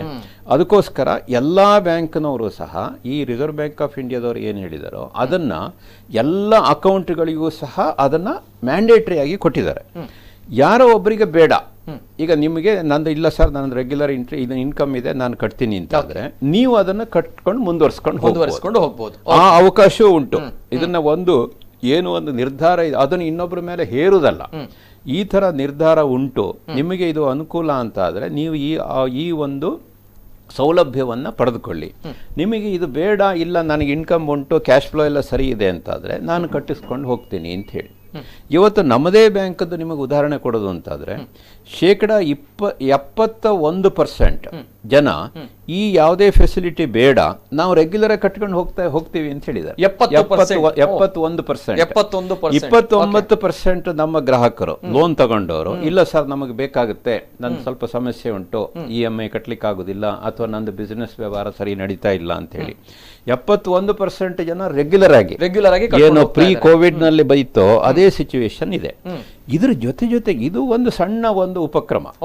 ಮೊನ್ನೆ ನೀವು ಗಮನಿಸಿರಬಹುದು, ಪ್ರಧಾನಮಂತ್ರಿಗಳು ಹೇಳಿದ್ರು 20 ಲಕ್ಷ ಕೋಟಿಯ ಒಂದು ಆರ್ಥಿಕ ಪ್ಯಾಕೇಜ್. ಅದರಲ್ಲಿ ತುಂಬಾ ಒಂದು ಜನಸಾಮಾನ್ಯರಿಗೆ ಅನುಕೂಲ ಆಗುವಂತದ್ದು. ದೊಡ್ಡ ಇಂಡಸ್ಟ್ರೀಸ್ ಬಗ್ಗೆ ನಾನು ಹೇಳೋದಲ್ಲ. ನೋಡಿ, ಬೀದಿ ಬರಿ ವ್ಯಾಪಾರಿಗಳು, ಅವರಿಗೆ 10,000 ರೂಪಾಯಿವರೆಗೆ ಸಾಲ ಸೌಲಭ್ಯ. ಆಮೇಲೆ ಈ ಮೈಗ್ರೆಂಟ್ ಲೇಬರ್ಸ್, ಅವರಿಗೆ ತಿಂಗಳಿಗೆ 5 kg ಅಕ್ಕಿ, 2 kg ಬೇಳೆ.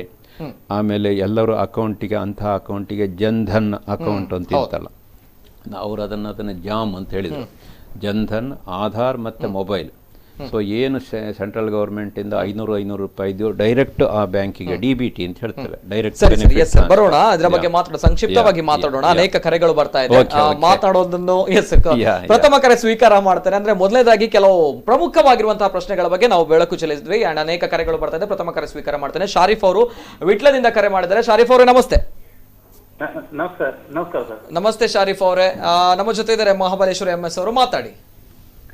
ಸರ್ ನಾನು ಇದು ಬಜಾಜ್ ಫೈನಾನ್ಸ್ ಇಂದ ಒಂದು ಫ್ರಿಜ್ ಮತ್ತೆ ಒಂದು ಪರ್ಸನಲ್ ಲೋನ್ ತೆಗೆದುಕೊಂಡಿದ್ದೇನೆ ಸರ್.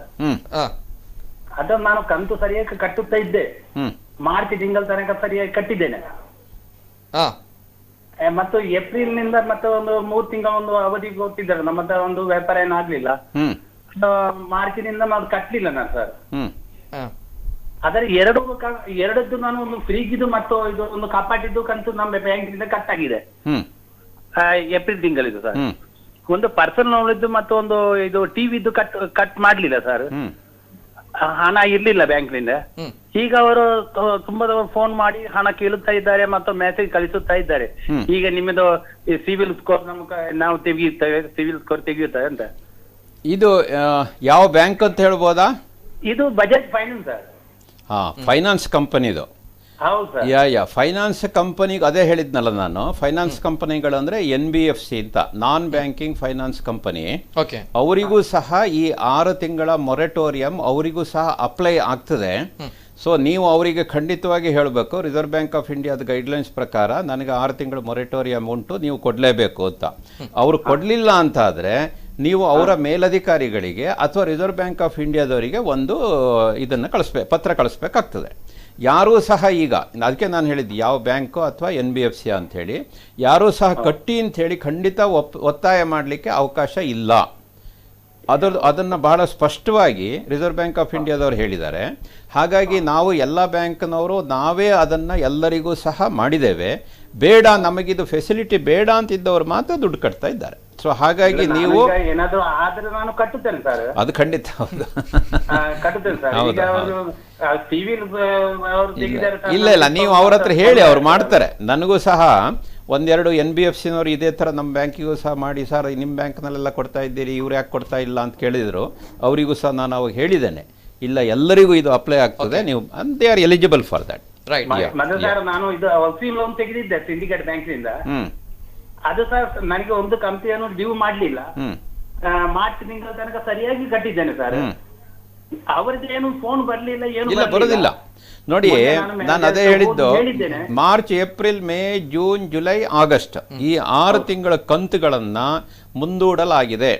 ಯಾರೇ ಸಹ ನಿಮಗೆ ಕಟ್ಟುವಂತಹ ಒಂದು ಆರ್ಥಿಕ ಶಕ್ತಿ ಇದ್ರೆ ಕಟ್ಟಿ, ಯಾಕೆಂದ್ರೆ ನಿಮಗೆ ಅದರದ್ದು ಬಡ್ಡಿ ಕಡಿಮೆ ಆಗ್ತದೆ. ಇಲ್ಲ ಅನಿವಾರ್ಯ ಕಟ್ಟಕ್ಕೆ ಆಗೋದಿಲ್ಲ ಅಂತ ಆದ್ರೆ 6 ತಿಂಗಳದ್ದು ನಾವು ಇದನ್ನ ಮುಂದೂಡಿಸ್ಕೊಳ್ಬಹುದು. 6 ತಿಂಗಳು ಮುಂದೆ ಮಾಡಬಹುದು. Yes sir, thank you Sharif ಅವರು, ಥ್ಯಾಂಕ್ ಯು. ಅನೇಕ ಕರೆಗಳು ಬರ್ತಾ ಇದೆ ಅಂಡ್ ಥ್ಯಾಂಕ್ ಯು ಶರೀಫ್ ಅವರಿಗೆ. ಅಂಡ್ ಸರ್, ಕಾರ್ಯಕ್ರಮ ಸಾಮಾಜಿಕ ಜಾಲತಾಣದಲ್ಲಿ ಕೂಡ ಹೋಗ್ತಾ ಇದೆ ಅಂಡ್ ಅನೇಕ ಪ್ರಶ್ನೆಗಳಿವೆ. ಬಡ್ಡಿಯ ಬಗ್ಗೆ ಮಾತಾಡಿ ಅನ್ನುವಂತ ಮಾತನ್ನು ಅನೇಕ ಜನರು ಹೇಳ್ತಾ ಇದ್ದಾರೆ. ವಿನೋದ್ ಕುಮಾರ್ ಅವರು ಬಡ್ಡಿಯ ಬಗ್ಗೆ ಮಾತಾಡಿ, ಸಮಸ್ಯೆ ಇದೆ. ಬಡ್ಡಿ ಅಂದ್ರೆ ಏನಾಗಿದೆ ಅಂದ್ರೆ, ಈಗ ನೋಡಿ, ಮೊನ್ನೆ ನಮ್ಮ ಫೈನಾನ್ಸ್ ಮಿನಿಸ್ಟರ್ ನಿರ್ಮಲಾ ಸೀತಾರಾಮನ್ ರವರು MSMEಗೆ ಒಂದು ಪ್ಯಾಕೇಜನ್ನು ಘೋಷಣೆ ಮಾಡಿದ್ದಾರೆ. MSME ಪ್ಯಾಕೇಜ್ ಘೋಷಣೆ ಮಾಡಿ ಆದಮೇಲೆ MSMEಯ ಡೆಫಿನಿಷನ್ ಈಗೇನಾಗಿದೆ, MSME ಅಂದರೆ ಇದು ಮೈಕ್ರೋ ಸ್ಮಾಲ್ ಮೀಡಿಯಂ ಎಂಟರ್ಪ್ರೈಸಸ್. ಇದರಲ್ಲಿ ಈಗ 50 ಕೋಟಿವರೆಗೆ ಪ್ಲಾಂಟ್ ಅಂಡ್ ಮೆಷಿನರಿ ಇನ್ವೆಸ್ಟ್ಮೆಂಟ್ ಅಥವಾ 250 ಕೋಟಿ ಟರ್ನ್ ಓವರ್ ವಾರ್ಷಿಕ ವ್ಯವಹಾರ 250 ಕೋಟಿವರೆಗೆ ಈಗ MSMEನಲ್ಲಿ ಬರ್ತದೆ. ಇಂತಹ ಒಂದು ಇದು ಯಾವುದರಲ್ಲಿ ಸಂಸ್ಥೆಯಲ್ಲಿ ಅವರಿಗೆ 25 ಕೋಟಿಯ ಒಳಗೆ ಸಾಲ ಇದ್ದರೆ ಮತ್ತೆ 5 ಕೋಟಿ ಅಂದರೆ 25 ಕೋಟಿಯ 20%, ಆ 5 ಕೋಟಿಯನ್ನು ಪ್ರತಿ ಬ್ಯಾಂಕ್ನವರು ಸಹ ಅವರಿಗೆ ಕೋವಿಡ್ ರಿಲೀಫ್ ಫಂಡ್ ಅಂತ ಹೇಳ್ಕೊಂಡು ಇವತ್ತು ಮಾಡಲಿಕ್ಕೆ ಅವಕಾಶ ಉಂಟು. ಈ 5 ಕೋಟಿಗೆ 9.25%, 9.25% ಮ್ಯಾಕ್ಸಿಮಮ್ ಇಂಟ್ರೆಸ್ಟ್, ಅದಕ್ಕಿಂತ ಜಾಸ್ತಿ ಹಾಕ್ಲಿಕ್ಕಿಲ್ಲ. ಒಂದನೇದು. ಎರಡನೇದು ಇನ್ನೊಂದು, ಅದು ಏನ ಅಂದ್ರೆ ಈ ಕೋವಿಡ್ ರಿಲೀಫೇ ಅದು. ಈಗ ಏನಾಗುತ್ತೆ, ಒಂದು ಫ್ಯಾಕ್ಟ್ರಿ ನಡೆಸಕ್ಕಾಗಲ್ಲ ಅಥವಾ ಯಾವುದೋ ಒಂದು ನೀವು ಕೆಲಸ ಮಾಡ್ತಾ ಇದ್ದೀರಿ ಅಥವಾ ನೀವು ಒಂದು ಉದ್ಯೋಗದಲ್ಲಿ ಇದರಲ್ಲಿ ಇದ್ದೀರಿ ಕೆಲಸದಲ್ಲಿ, ಅದು ಮಾಡ್ಸಕ್ಕಾಗಲ್ಲ ಅಂದ್ರೆ ಅವಾಗ ಇದು ಬರ್ತದೆ. ಎರಡನೇದು ಅವ್ರು ಏನ್ ಮಾಡಿದ್ದಾರೆ ಅಂದ್ರೆ 4 ವರ್ಷದ ಅವಧಿ. ಮೂರನೇದು, ಇನ್ನೊಂದು ಸಲ ಇಂಟರಪ್ಟ್ ಮಾಡ್ತಾ ಇದ್ದೇನೆ, ಕ್ಷಮಿಸಬೇಕು, ಇನ್ನೊಂದು ಕರೆ ಇದೆ, ಕ್ಷಮಿಸಬೇಕು, ಇಂಟರಪ್ಟ್ ಮಾಡ್ತಾ ಇದ್ದೇನೆ. Yes sir, yes. Prasanna Ravi ಅವರು ಇದ್ದಾರೆ, ಸಾಮಾಜಿಕ ಕಾರ್ಯಕರ್ತೆ. ಮೇಡಮ್ ನಮಸ್ತೆ. ನಮಸ್ತೆ ನಿತಿನ್ ರವರೇ. ಸರ್ ನಮಸ್ತೆ ತಮ್ಗೂ. ನಮಸ್ಕಾರ. ನಮಸ್ಕಾರ, ಹೇಳಿ ಮೇಡಮ್. ಸರ್, ಖಂಡಿತ ನೀವು 6 ತಿಂಗಳ ಮೊರಟೋರಿಯಂ ಕೊಟ್ಟಿದ್ದೀರಾ. ನನಗೆ ಒಂದು ಕ್ಲಾರಿಫಿಕೇಶನ್ ಬೇಕು ಸರ್. ಅದರಲ್ಲಿ ಇಂಟ್ರೆಸ್ಟ್ ಹೇಗೆ ಆಗ್ತದೆ? ಈಗ ನಮ್ದೊಂದು 3 years 36 EMI ಇದ್ರೆ ಆ 6 EMI ನಮ್ಗೆ ಮೊರಟೋರಿಯಂ ನೀವು ಕೊಡುವಾಗ ಆ ಇಂಟ್ರೆಸ್ಟ್ ಹೇಗೆ ಹೇಳ್ತೇನೆ ಮೇಡಮ್, ನೀವು ಒಳ್ಳೆ ಪ್ರಶ್ನೆ ಕೇಳಿದ್ರಿ. ಎಲ್ಲರ ಮನಸ್ಸಲ್ಲೂ ಇದಿದೆ. In fact reserve bank of India governor Shaktikanta Das ಅವರು ಸಹ ಟಿವಿನಲ್ಲಿ ಇದನ್ನೇ ಪ್ರಶ್ನೆಗೆ ಉತ್ತರ ಹೇಳಿದ್ರು. ನೋಡಿ, ಇದು ಮನ್ನಾ ಅಲ್ಲ, ಬಡ್ಡಿ. ನೀವು ಈಗ ಉದಾಹರಣೆಗೆ ನಿಮ್ಮದು ಹೌಸಿಂಗ್ ಲೋನ್ ಅಥವಾ ಯಾವುದೇ ಲೋನು 36 ತಿಂಗಳದ್ದು ಈಗಿನ ಲೋನ್ ಇದ್ರೆ 6 ತಿಂಗಳು ಮೊರೆಟೋರಿಯಂ ಅಂದರೆ 36 + 6 42 ತಿಂಗಳದ್ದು ಲೋನ್ ಆಗ್ತದೆ ಆಟೋಮೆಟಿಕ್ ಆಗಿ. ನೀವೇನು ಅದಕ್ಕೆ ಯಾವುದೇ ರೀತಿಯಲ್ಲಿ ಪತ್ರ ಕೊಡಬೇಕು, ಬ್ರಾಂಚಿಗೆ ಹೋಗಿ ಅಲ್ಲಿ ಒಂದು ಆ ಥರ ಏನೂ ಇಲ್ಲ. 36 ತಿಂಗಳು ಇದ್ದಿದ್ದು ಮತ್ತೆ 6 ತಿಂಗಳು ಎಕ್ಸ್ಟೆನ್ಷನ್ ಆಗುತ್ತೆ. ಇದು ಲೋನಿನ ಪೀರಿಯಡ್. ಈಗ ನೀವು ಕೇಳಿದ ಪ್ರಶ್ನೆ ಅಂದರೆ ಬಡ್ಡಿ ಏನು ಮಾಡ್ತೀರಿ ಅಂತ ಹೇಳಿ. ನೀವು ತಗೊಂಡಂಥ ಲೋನಿಗೆ ಮೊದಲು 9.5% ಬಡ್ಡಿ ಇದ್ದರೆ ಈ 6 ತಿಂಗಳಿಗೆ ನಿಮ್ಮ ಲೋನ್ನಲ್ಲಿ ಏನು ಬ್ಯಾಲೆನ್ಸ್ ಔಟ್ಸ್ಟ್ಯಾಂಡಿಂಗ್ ಇತ್ತು ಅದಕ್ಕೆ ಆ 9.5% ಮುಂದುವರಿತದೆ. ಅಂದ್ರೆ ಏನಾಗುತ್ತೆ, 6 ತಿಂಗಳ ಅವಧಿಗೆ ನೀವು ಅಡಿಷನಲ್ ಲೋನ್ ಇಂಟ್ರೆಸ್ಟ್ ಕೊಟ್ಟೋದಲ್ಲ, ಅಪ್ಲಿಕೇಬಲ್ ರೇಟ್ ಆಫ್ ಇಂಟ್ರೆಸ್ಟ್, ನಾವು ಇದಕ್ಕೆ ಕಾಂಟ್ರಾಕ್ಟೆಡ್ ರೇಟ್ ಆಫ್ ಇಂಟ್ರೆಸ್ಟ್ ಅಂತ ಹೇಳ್ತೇವೆ, ಅದನ್ನ ಕಟ್ಟಬೇಕಾಗ್ತದೆ. ಆದ್ರೆ ಕೊನೆಗೆ ನೋಡಿ, 36 ತಿಂಗಳ ಸಾಲಕ್ಕೆ ನೀವೇನೋ ಒಂದು ಬಡ್ಡಿ ಕಟ್ತಾ ಇದ್ದೀರಿ ಅಮೌಂಟ್, 42 ತಿಂಗಳಿಗೆ ಜಾಸ್ತಿ ಆಗ್ಲೇಬೇಕಲ್ಲ ಅದು. 42 ಅದು ಬರ್ತದೆ. ಬಡ್ಡಿ ಜಾಸ್ತಿ ಹಾಕೋದಿಲ್ಲ, ಬಡ್ಡಿಯ ರೇಟು 9.5 ಇದ್ರೆ 9.5ನೇ ಇರ್ತದೆ. ಆದ್ರೆ ಪೀರಿಯಡ್ ಜಾಸ್ತಿ ಆಗೋದ್ರಿಂದ ನಿಮಗೆ ಬಡ್ಡಿ ಆವಾಗ ಅಷ್ಟು ಅಮೌಂಟ್ ಜಾಸ್ತಿ ಕಟ್ಟಬೇಕಾಗ್ತದೆ. ಅದಕ್ಕೆ ನಾನು ಹೇಳಿದ್ದು, ಯಾರ್ಯಾರಿಗೆ ಇದರ ಅನುಕೂಲ ಮತ್ತು ಅವಶ್ಯಕತೆ ಇದೆಯೋ ಅವರು ಮಾತ್ರ ಈ ಒಂದು ಫೆಸಿಲಿಟೀಸನ್ನು ತಗೊಳ್ಬೇಕು. ಇಲ್ಲದೆ ಇದ್ದರೆ ನಿಮ್ಮ ಕ್ಯಾಶ್ ಫ್ಲೋ ಚೆನ್ನಾಗಿದೆ ಅಂದರೆ ನೀವು ಕಟ್ಟಿಕೊಂಡು ಹೋಗುವುದೇ ಒಳ್ಳೆಯದು. ಹಾಗೆ ಇಲ್ಲ, ನಿಮಗೆ ಇವತ್ತು ಕಟ್ಟಲಿಕ್ಕೆ ಆಗೋದಿಲ್ಲ ಅಂದರೂ ಸಹ 6 ತಿಂಗಳದ್ದು ಮೊರಟೋರಿಯಂ ತಗೊಳ್ಳೋದ್ರಲ್ಲಿ ಏನೂ ತಪ್ಪಿಲ್ಲ. ಸರಿ, ಚಕ್ರ ಬಡ್ಡಿ ಇಲ್ಲ, ಪೆನಾಲ್ಟಿ ಇಲ್ಲ, ಆ ಸರಳ ಬಡ್ಡಿ ಏನಿರುತ್ತೋ ಅದನ್ನ ನಡೀತಾ ಇರುತ್ತೆ. ಇಲ್ಲಿ ಯಾರೋ ಒಬ್ರು ಕೇಳಿದ್ರಲ್ಲ, ಬಡ್ಡಿ ಎಷ್ಟು ಬಡ್ಡಿ ಇರುತ್ತೆ 3 ತಿಂಗಳಿಗೆ ಅಥವಾ 6 ತಿಂಗಳಿಗೆ. RBI ಒಂದು ಹೇಳಿದೆ, ಈಗ ಕಷ್ಟ ಇದ್ದವ್ರದ್ದು ಮಿನಿಮಮ್ ಬ್ಯಾಲೆನ್ಸ್ ಇದ್ದವ್ರದ್ದು ಏನು ಕಟ್ ಮಾಡಬಾರ್ದಂತ. ಆದ್ರೆ ಕರ್ನಾಟಕ ಬ್ಯಾಂಕ್ ಅಲ್ಲಿ ಮಿನಿಮಮ್ ಬ್ಯಾಲೆನ್ಸ್ ಕಟ್ ಮಾಡುವ ಕಸ್ಟಮರ್ಸ್ ಇದ್ದಾರೆ ಸರ್. ಈ ಪೀರಿಯಡ್ ಅಲ್ಲಿ ಅದು ಬೇಕಿತ್ತ, ಮತ್ತೆ ಒಂದು ಡೆಬಿಟ್ ಚಾರ್ಜ್ ಅದೆಲ್ಲ ಕಟ್ ಮಾಡ್ತಾ ಯಾವುದು ಮಿನಿಮಮ್ ಬ್ಯಾಲೆನ್ಸ್ ಮೇಡಮ್? ಇನ್ಶೂರೆನ್ಸ್ ಎಲ್ಲ ಕಟ್ ಮಾಡ್ತಾ ಇದ್ದಾರೆ ಈ ಪೀರಿಯಡ್ ಗೆ. ನಾನು ಹೇಳುದು ಆ ಮಿನಿಮಮ್ ಬ್ಯಾಲೆನ್ಸ್ ಬೇಡ, ಕಟ್ ಮಾಡಿ. ಇಲ್ಲ, ಒಂದ್ ನಿಮಿಷ ನೋಡಿ. ಐ ಗಾಟ್ ನೀವು ಹೇಳಿದ ವಿಷಯ ಗೊತ್ತಾಯ್ತು. ಇನ್ಶೂರೆನ್ಸ್ ಕಟ್ ಮಾಡ್ಬೇಕಾಗ್ತದೆ. ಯಾಕೆಂದ್ರೆ ಒಂದು ವೇಳೆ ಇನ್ಶೂರೆನ್ಸ್ ಪಾಲಿಸಿ ಎಲ್ಲಾರು ಲ್ಯಾಪ್ಸ್ ಆಗಿ ಹೋದ್ರೆ ನಿಮಗೆ ಆ ಇನ್ಶೂರೆನ್ಸ್ ಬೆನಿಫಿಟ್ ಸಿಕ್ಕೋದಿಲ್ಲ.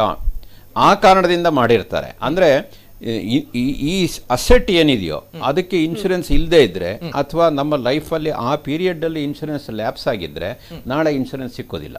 ಆ ಕಾರಣಕ್ಕೆ ಮಾಡಿರಬಹುದು. ಅದನ್ನು ನೀವು ಬ್ರಾಂಚಲ್ಲಿ ಹೋಗಿ ಆ ಇನ್ಶೂರೆನ್ಸ್ ಅಮೌಂಟ್ ಎಷ್ಟು ಬರುತ್ತೆ ಪ್ರೀಮಿಯಮ್ ಅದನ್ನು ಕೇಳಿ ಅದಕ್ಕೊಂದು ವ್ಯವಸ್ಥೆ ಮಾಡ್ಕೊಳ್ಬಹುದು. ಎಲ್ಲದಕ್ಕೂ ಸಹ ಬ್ರಾಂಚ್ನಲ್ಲಿ ಖಂಡಿತವಾಗಿ ಅದಕ್ಕೆ ಸ್ಪಂದಿಸ್ತಾರೆ. ಒಂದು ವೇಳೆ ನಿಮ್ಮ ಸ್ಪಂದನೆಗೆ ನಿಮ್ಮ ಏನೋ ಒಂದು ಅಹವಾಲು ಇದೆಯೋ ಅದಕ್ಕೆ ಅವರು ಸ್ಪಂದಿಸಲಿಲ್ಲ ಅಂದರೆ ನೀವು ಮೇಲಧಿಕಾರಿಗಳನ್ನು ಕೂಡಲೇ ಕಾಂಟ್ಯಾಕ್ಟ್ ಮಾಡಬೇಕು. ಸಮಸ್ಯೆಯನ್ನು ನೀವೇ ಇಟ್ಕೊಳ್ಬೇಡಿ, ಸಮಸ್ಯೆಯನ್ನು ನಮಗೆ ಹೇಳಿ ಅವ ಪರಿಹಾರ ಮಾಡ್ಲಿಕ್ಕೆ ಆಯ್ತು. ಇದು ಪ್ರಸನ್ನ ರವಿಯವರ ಪ್ರಶ್ನೆ ಸರ್. ಅದೇ ರೀತಿ ಇನ್ನೊಂದ್ ಕಡೆ ಈಗ ಏನಿದೆ, ಕೋವಿಡ್ ಬಂದು ಆಗಿರುವಂತಹ ಆರ್ಥಿಕ ಬಿಕ್ಕಟ್ಟು, ಆರ್ಥಿಕ ಹಿಂಜರಿತ ಏನಿದೆ ದೊಡ್ಡ ಮಟ್ಟದಲ್ಲಿದೆ. ನಾವು 20 ವರ್ಷಗಳ ಹಿಂದೆ ಹೋಗಿದ್ವಿ ಅನ್ನುವಂಥದ್ದು ಹೌದಾ? ಖಂಡಿತವಾಗಿಯೂ.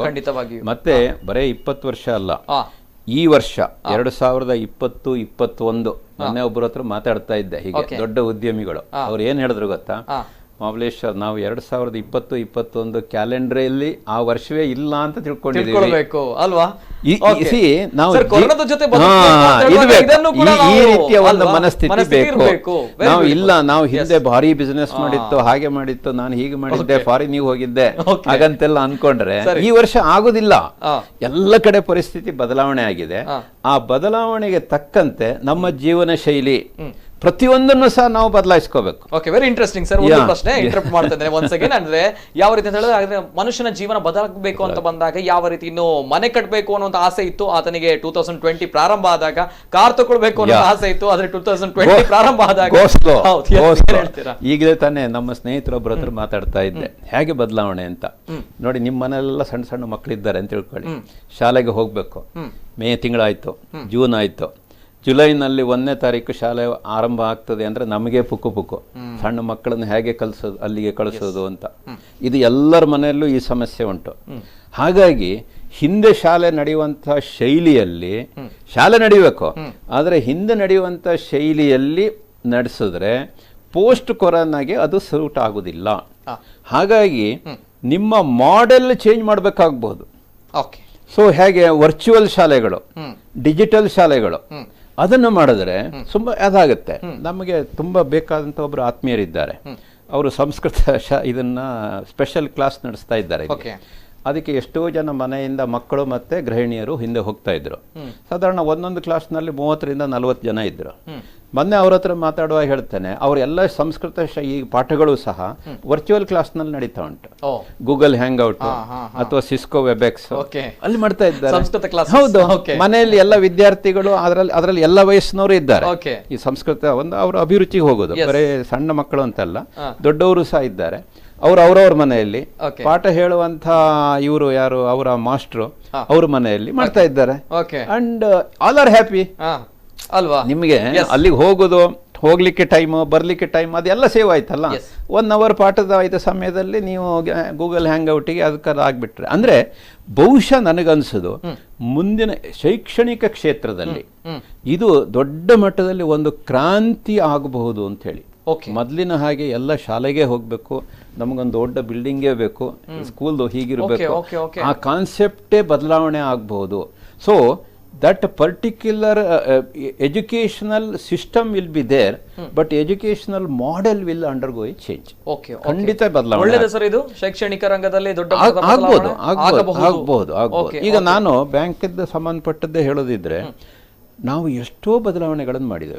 ಈಗ ನಮ್ಮದು ಎಲ್ಲ ಬದಲಾವಣೆ ಬಗ್ಗೆ ಮಾತಾಡೋಣ ಸರ್. ಇನ್ನೊಂದು ಕರೆ ಇದೆ, ಬೆಳ್ತಂಗಡಿಯಿಂದ ಗೋಪಿನಾಥ್ ಅವರು. ಹಲೋ ಸರ್, ನಮಸ್ತೆ. ಹಲೋ ಗೋಪಿನಾಥ್ ಅವರೇ, ನಮಸ್ತೆ. ಮಾತಾಡಿ ಗೋಪಿನಾಥ್ ಅವರೇ. ಸರ್ ನಮಸ್ತೆ. ಹೇಳಿ ಗೋಪಿನಾಥ್ ಅವರೇ. ಸರ್ ನಮಸ್ತೆ. ಮೇಡಮ್ ಡೈರೆಕ್ಟರ್ ಅವರೇ ಹೇಳಿ. ನಮಸ್ತೆ. ಈಗ ನೀವು ಸರ್ಕಾರ ಯೋಜನೆ ಮಾಡಿದ 3 ತಿಂಗಳು ಕಟ್ಟಬೇಡಿ, ಇನ್ನು 3 ತಿಂಗಳು ಎಕ್ಸ್ಟೆಂಡ್ ಮಾಡಿದಿರಿ, ಸಂತೋಷ. 6 ತಿಂಗಳು, ಒಟ್ಟು 6 ತಿಂಗಳು ಉಂಟು. 6 ತಿಂಗಳು ಮಾತಾಡಿ. ಅದನ್ನು ಇಂಟ್ರೆಸ್ಟ್ ಮನ್ನಾ ಮಾಡಿ ಅಸಲು ಕಟ್ಟುವಾಗ ನೀವು ಮಾಡ್ಬೇಕು ಸರ್. ನಿಮ್ಮ ಗೋಪಿನಾಥ್ ಅವರೇ, ನಾನು ನಿಮಗೊಂದು ಪ್ರಶ್ನೆ ಕೇಳ್ತೇನೆ. ಬ್ಯಾಂಕ್ನಿಂದ ನಾವು ಸಾಲ ಕೊಡ್ತೀವಲ್ಲ, ಆ ದುಡ್ಡು ಎಲ್ಲಿಂದ ಬರ್ತದೆ ಹೇಳಿ? ನಿಮ್ಮಂತವರೇ ಯಾರಾದ್ರೂ ಡೆಪಾಸಿಟ್ ಠೇವಣಿ ಇಟ್ಟಿರೋದನ್ನ ನಾವು ಸಾಲ ರೂಪದಲ್ಲಿ ಕೊಡುವುದು. ಹೌದು, ಆ ಠೇವಣಿಗೆ ಯಾವ ಬ್ಯಾಂಕ್ನವರು ಸಹ ನಾವು ಬಡ್ಡಿ ಕೊಡೋದಿಲ್ಲ ಅಂತ ಹೇಳಲಿಕ್ಕೆ ಆಗೋದಿಲ್ಲ.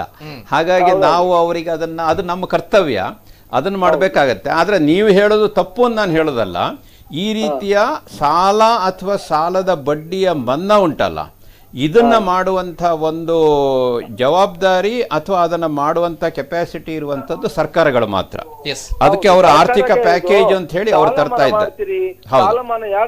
ಸ್ವಾಮಿ, ದೊಡ್ಡವ್ರದ್ದು ಮಾತ್ರ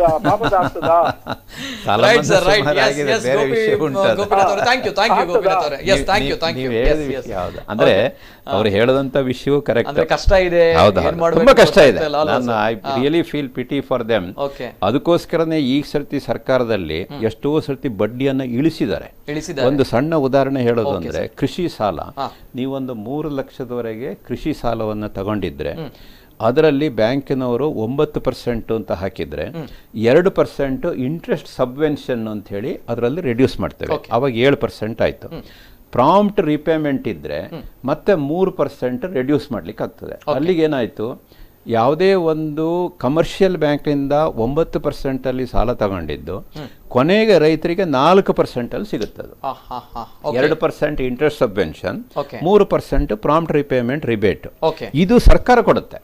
ಇದು ಸರ್ಕಾರ ಕೃಷಿಕರಿಗೆ ಸೌಲಭ್ಯ. ಈ ತರದ್ದು ಸುಮಾರು ಉಂಟು. What about common people sir? General public ಏನಾದ್ರು ಸರ್ಕಾರ ಈ ಸಂದರ್ಭಗಳಲ್ಲಿ ಅದೇ ನಾನೀಗ ಹೇಳಿದ್ನಲ್ಲ, ಎಲ್ಲ ಪ್ರತಿಯೊಂದು ಸೆಕ್ಟರ್ ವೈಸ್ ಇವು ಈ ತರ ಪ್ಯಾಕೇಜ್ಗಳು ಬರ್ತಾ ಇದೆ. MSME ಈಗ ಹೇಳಿದೆ, ಆ 20% ಅನ್ನುವಂಥದ್ದು ಅಪ್ ಟು 5 crores ವರೆಗೆ ಅವರಿಗೆ ಇಂಟ್ರೆಸ್ಟ್ ಉಂಟು. ಆದರೆ ಆ ಇಂಟ್ರೆಸ್ಟ್ ನಲ್ಲಿ ಏನಿದೆ ಅದರದ್ದು ಅದಕ್ಕೆ ಗ್ಯಾರಂಟಿ Okay. ಆ 100% ಗ್ಯಾರಂಟಿ ಅದನ್ನ ಸರ್ಕಾರ ಕೊಡ್ತಾ ಉಂಟು. ಸಿ ಈಗ ನೀವು ಅಡಿಷನಲ್ ಲೋನ್ ತಗೊಳ್ಳುವಾಗ ಬ್ಯಾಂಕ್ ನಲ್ಲಿ ಏನ್ ಗ್ಯಾರಂಟಿ ಕೊಡ್ತೀರಿ, ನಮಗೆ ಸೆಕ್ಯೂರಿಟಿ ಏನ್ ಕೊಡ್ತೀರಿ ಅಂತೀರಿ. ಇದಕ್ಕೆ ಏನು ಸೆಕ್ಯೂರಿಟಿ ಇಲ್ಲ, ಸೆಕ್ಯೂರಿಟಿ ಸರ್ಕಾರ ಕೊಡ್ತಾ ಉಂಟು. ಹಾಗೆ ಆ ತರದ್ದೆಲ್ಲ ಈಗ ಫೆಸಿಲಿಟೀಸ್ಗಳು ಹೀಗೆ ಬರ್ತಾ ಇದೆ. ಜನಸಾಮಾನ್ಯನ ಸರ್ಕಾರ ಬಿಟ್ಟಾಕಿಲ್ಲ ಈ ಸಂದರ್ಭಗಳಲ್ಲಿ ಅಲ್ವಾ ಸರ್? Yes sir. ಇನ್ನೊಂದು ಕಡೆ ಬ್ಯಾಂಕಿಂಗ್ ಸೆಕ್ಟರ್ ಬಲ್ಲೂ ಕೂಡ ಅನೇಕ ಬದಲಾವಣೆಗಳಾಗ್ತಾ ಇದೆ, ಅದರ ಬಗ್ಗೆ ಮಾತಾಡ್ತಾ ಇದ್ದೀವಿ ಸರ್, ಹೇಳಿ. ನಾನು ನಮ್ಮ ಬ್ಯಾಂಕ್ದೇ ಉದಾಹರಣೆ ಹೇಳೋದು ಅಂದ್ರೆ, ಈಗ ನಾವು ಹೇಳಿದ ನಮ್ಮದು ಭಾರತದಾದ್ಯಂತ 850 ಶಾಖೆಗಳಿದ್ದಾವೆ, ಸುಮಾರು 1200 ATMಗಳಿದ್ದಾವೆ, ಒಂದು 450 ಲಾಬಿ ಇದೆ. ಇದಿಷ್ಟು ಸಹ ಇವತ್ತು ಕಾರ್ಯ ನಡೆಸ್ತಾ ಉಂಟು. ಯಾವುದನ್ನು ಸಹ ಇಲ್ಲ ಕೊರೋನಾ ಬಂದಿದೆ ಅಂತ ನಾವು ಯಾವುದನ್ನು ಸ್ಥಗಿತ ಮಾಡಿಲ್ಲ, ಮುಚ್ಚಲಿಲ್ಲ, ಮುಚ್ಚುವುದೂ ಇಲ್ಲ. ಆದ್ರೆ ಹೇಗೆ ಮಾಡ್ತಾ ಇದ್ದೇವೆ ಅಂದ್ರೆ, ಯಾವುದೇ ಶಾಖೆಯಲ್ಲಿ ನಂದು 10 ಜನ ಉದ್ಯೋಗಿಗಳಿದ್ರೆ ಇವತ್ತು ನೀವು ಶಾಖೆಗೆ 5 ಜನ ಬನ್ನಿ, ಮತ್ತು ಉಳಿದವರು ನೆಕ್ಸ್ಟ್ ಬನ್ನಿ 5 ದಿವಸ. ಆ ರೀತಿ ನಾವು ಅದನ್ನ ಶಿಫ್ಟ್ ಮಾಡ್ತಾ ಇದ್ದೇವೆ. ಯಾಕೆ ಅಂದ್ರೆ ಆರೋಗ್ಯದ ಕಡೆ ಗಮನ ಕೊಟ್ಕೊಂಡು, ಎಲ್ಲಿಯಾದ್ರೂ ಬಂದು ಎಲ್ಲರಿಗೂ ಯಾರಿಗಾರು ಅದರಲ್ಲಿ ಅಟ್ಯಾಕ್ ಆದ್ರೆ ಅವತ್ತು ತೊಂದರೆ ಆಗ್ತದಲ್ಲ, ಆ ರೀತಿ ಮಾಡ್ತಾ ಇದ್ದೀವಿ. ಆಮೇಲೆ ಎಷ್ಟೋ ಕಡೆ ನಾವು ಏನ್ ಮಾಡ್ತಾ ಇದ್ದೇವೆ, ಇವತ್ತೊಂದು ಮೀಟಿಂಗ್ ಆಗ್ಬೇಕು, ಫಿಸಿಕಲ್ ಮೀಟಿಂಗ್ ಇಲ್ವೇ ಇಲ್ಲ, ಈಗ ಎಲ್ಲವೂ ವರ್ಚುವಲ್ ಮೀಟಿಂಗ್. ಈಗ ಇವತ್ತು ಪೇಪರ್ ನಲ್ಲಿ ಓದ್ತಾ ಇದ್ದೆ, ಭಾರತದ ಪಾರ್ಲಿಮೆಂಟ್ ಕೂಡ ಈ ಪಾರ್ಲಿಮೆಂಟ್ ಆಗ್ತದೆ ಅಂತ ಹೇಳಿ. ಅವರು ಪಾರ್ಲಿಮೆಂಟ್ ಕಲಾಪವನ್ನು ನಡೆಸ್ತಾರೆ, ಹೇಗೆ ಈ ಪಾರ್ಲಿಮೆಂಟ್ ವರ್ಚುವಲ್. ಇದು ಸಾಧ್ಯತೆ ಉಂಟು. ನಾನೇ ನಮ್ಮ ಬ್ಯಾಂಕ್ ನಲ್ಲಿ ಮೊನ್ನೆ ನಮ್ಮ ಎಲ್ಲಾ 850 ಶಾಖೆಗಳ ಶಾಖಾಧಿಕಾರಿಗಳು ಹಾಗೂ ಸಿಬ್ಬಂದಿ ವರ್ಗದವರನ್ನು ಉದ್ದೇಶಿಸಿ ನಮ್ಮದೊಂದು ವೆಬ್ಎಕ್ಸ್ ಮಾಡೆಲ್ ಅಂತ ಉಂಟು, ಅದರಲ್ಲಿ ಮಾತಾಡಿದ್ದಾನೆ. ಹೀಗೆ 1 to 1 ಇವತ್ತು ಅಷ್ಟರ ಮಟ್ಟಿಗೆ ಇವತ್ತು ಟೆಕ್ನಾಲಜಿ ಉಂಟು. ನಮ್ಮ ಬ್ಯಾಂಕಿನ board meeting, committee meeting, regional heads ಒಟ್ಟಿಗೆ ಇಂಟ್ರಾಕ್ಷನ್, ಅಥವಾ ಬ್ರಾಂಚ್ ಒಟ್ಟಿಗೆ, ಅಥವಾ ಕಸ್ಟಮರ್ಸ್ ಒಟ್ಟಿಗೆ ಇಂಟ್ರಾಕ್ಷನ್ ಎಲ್ಲ ಇವತ್ತು ವರ್ಚುವಲ್ ಮೀಡಿಯಾದಲ್ಲಿ ನಡೀತಾ ಉಂಟು. Very effective. ಈಗ ನಾನು ನೀವು ಕೂತ್ಕೊಂಡು ಹೀಗೆ ಹೇಗೆ ಮಾತಾಡ್ತಾ ಇದ್ದೀವಿ ಅದೇ ರೀತಿ ಮಾತಾಡ್ಲಿಕ್ಕೆ ಆಗ್ತದೆ. ಅಂದ್ರೆ ಡಿಜಿಟಲ್ ಫೆಸಿಲಿಟಿ ಏನುಂಟು, ಈ ಎಲ್ಲ ಸೌಕರ್ಯಗಳು ಇವತ್ತಿದ್ದಾವೆ, ಅದನ್ನು ಉಪಯೋಗಿಸ್ಕೋಬೇಕು. ನಾನು ನೋಡಿ, ಸಾಧಾರಣವಾಗಿ ಪ್ರೀ ಕೋವಿಡ್ ಸಮಯದಲ್ಲಿ ಹೆಡ್ ಆಫೀಸ್ ನಲ್ಲಿ ತಿಂಗಳಿನಲ್ಲಿ ಎಲ್ಲಾದ್ರೂ 1 ವಾರ ಇರ್ತಿದ್ನೋ ಏನೋ, ಬಾಕಿ 3 ತಿಂಗಳು ನಂದು ಎಲ್ಲ ಕಡೆಗೂ ಸಹ ಪ್ರವಾಸ ಇರ್ತಾ ಇತ್ತು. ಅದು ಭಾರತದಲ್ಲಿ ಇದ್ದಿರ್ಬೋದು ಅಥವಾ ವಿದೇಶದಲ್ಲಿ ಇದ್ದಿರ್ಬೋದು. ಈ ಕೋವಿಡ್ ಸಂದರ್ಭ ಲಾಸ್ಟ್ 3 ತಿಂಗಳಿನಿಂದ ನಾನು ಹೆಡ್ ಕ್ವಾರ್ಟರ್ ಅಲ್ಲೇ ಇದ್ದೇನೆ. ಆದ್ರೆ ನಮ್ದು ಎಲ್ಲ ಕೆಲಸಗಳು ಸಹ ಈ ನಮ್ಮ ಮೊಬೈಲ್ ನಲ್ಲಿ ಅಥವಾ ಐಪ್ಯಾಡ್ ನಲ್ಲಿ ನಡೀತಾ ಉಂಟು. ವೆರಿ ಎಫೆಕ್ಟಿವ್ ಆಗಿ ನಡೀತಾ ಇದೆ. ಇದರಿಂದ ಏನಾಗ್ತದೆ ಅಂದ್ರೆ, ಒಂದು ಕಾಸ್ಟ್ ಕಟ್ಟಿಂಗ್ ನಲ್ಲಿ ತುಂಬಾ ನಮಗೆ ಅನುಕೂಲ ಆಗ್ತದೆ. ಈಗ ಎಲ್ಲಾರು ಹೋಗುವಾಗ ನಿಮ್ದು ಪ್ರಯಾಣದ ಖರ್ಚು, ಅಲ್ಲಿ ಉಳ್ಕೊಳ್ಳುವಂತಹ ಖರ್ಚು, ಇದು ಬಹಳ ಮಟ್ಟದಲ್ಲಿ ಕಂಟ್ರೋಲ್ ಮಾಡಕ್ಕಾಗ್ತದೆ. ಸೊ ಈ ಇದು ಗ್ರಾಹಕರಿಗೆ ಎಷ್ಟು ಎಫೆಕ್ಟಿವ್ ಆಗಿರುತ್ತೆ? ಗ್ರಾಹಕರು ಎಲ್ರಿಗೂ ಕೂಡ ಗೊತ್ತಿರುತ್ತೆ ಡಿಜಿಟಲ್ ವೇ ಆಫ್ ಲೈಫ್. ಈಗ ಎಲ್ಲರೂ ಅಡಾಪ್ಟ್ ಮಾಡ್ಕೊಳ್ತಾ ಇದ್ದಾರೆ. ನಾನು ನಿಮಗೆ ಅದು ಸಂಸ್ಕೃತ ಶಾಲೆಯ ಒಂದು ಉದಾಹರಣೆ ಹೇಳಿದ್ದೆ. ಅಲ್ಲಿರ್ತಕ್ಕಂಥವ್ರು ಎಲ್ಲರೂ ಜನಸಾಮಾನ್ಯರೇ. ಆಯ್ತಾ, ಅನಿವಾರ್ಯ ಅಂತ ಆದಾಗ ಇದು ಖಂಡಿತವಾಗಿಯೂ ಸಹ ಇವತ್ತು ಎಲ್ಲರೂ ಸಹ ಅಡಾಪ್ಟ್ ಮಾಡ್ಕೊಳ್ತಾರೆ, ಖಂಡಿತ ಮಾಡ್ತಾರೆ. ಇದರಲ್ಲಿ ನಾನು ನಿಮಗೆ ನಮ್ಮದೇ ಒಂದು ಉದಾಹರಣೆ ಬೇಕಾದ್ರೆ ಹೇಳ್ತೇನೆ. ಮೈಸೂರಿನಲ್ಲಿ ನಾವು ಒಂದು ಲಾಬಿಯನ್ನ ಮಾಡಿದ್ದು. ಲಾಬಿ ಅಂದ್ರೆ ಅದರಲ್ಲಿ ಒಂದು ATM ಇರ್ತದೆ, ಒಂದು ಸೆಲ್ಫ್ ಸರ್ವಿಸಿಂಗ್ ಕಿಯೋಸ್ಕ್, ಅದರಲ್ಲಿ ಮತ್ತೊಂದು ಕ್ಯಾಶ್ ಡೆಪಾಸಿಟ್ ಮಿಷನ್ ಇರ್ತದೆ. ATM ನಲ್ಲಿ ಕ್ಯಾಶ್ ತೆಗೆಯುವಂಥದ್ದು, ಇದು ಕ್ಯಾಶ್ ಡೆಪಾಸಿಟ್ ಮಾಡುವಂಥದ್ದು, ಹಾಗೆ ಚೆಕ್ ಡೆಪಾಸಿಟ್ ಮಾಡುವಂಥದ್ದು, ಮತ್ತೆ ಪಾಸ್ಬುಕ್ ಪ್ರಿಂಟರ್. ಹೀಗೆ 4 ಫೆಸಿಲಿಟೀಸ್ ಇರುತ್ತೆ. ಮೈಸೂರಿನಲ್ಲಿ ನಿಮಗೆ ಗಮನಿಸಿದಾಗೆ ಅಲ್ಲಿ ಸ್ವಲ್ಪ ಹಿರಿಯ ನಾಗರಿಕರು ಜಾಸ್ತಿ, 60 ವರ್ಷ 65 ವರ್ಷ. ನಾವು ಇದನ್ನು ಮಾಡುವಾಗ ನಮ್ಮಲ್ಲೆಲ್ಲ ಒಂದು ಭ್ರಮೆ ಉಂಟು, ಏನಂದ್ರೆ ಈ ಟೆಕ್ನಾಲಜಿ ಎಲ್ಲ ಹುಡುಗರಿಗೆ ಸಂಬಂಧಪಟ್ಟಿದ್ದು, ಹಿರಿಯ ನಾಗರಿಕರಿಗೆ ಅಲ್ಲ ಅಂತ ಹೇಳಿ.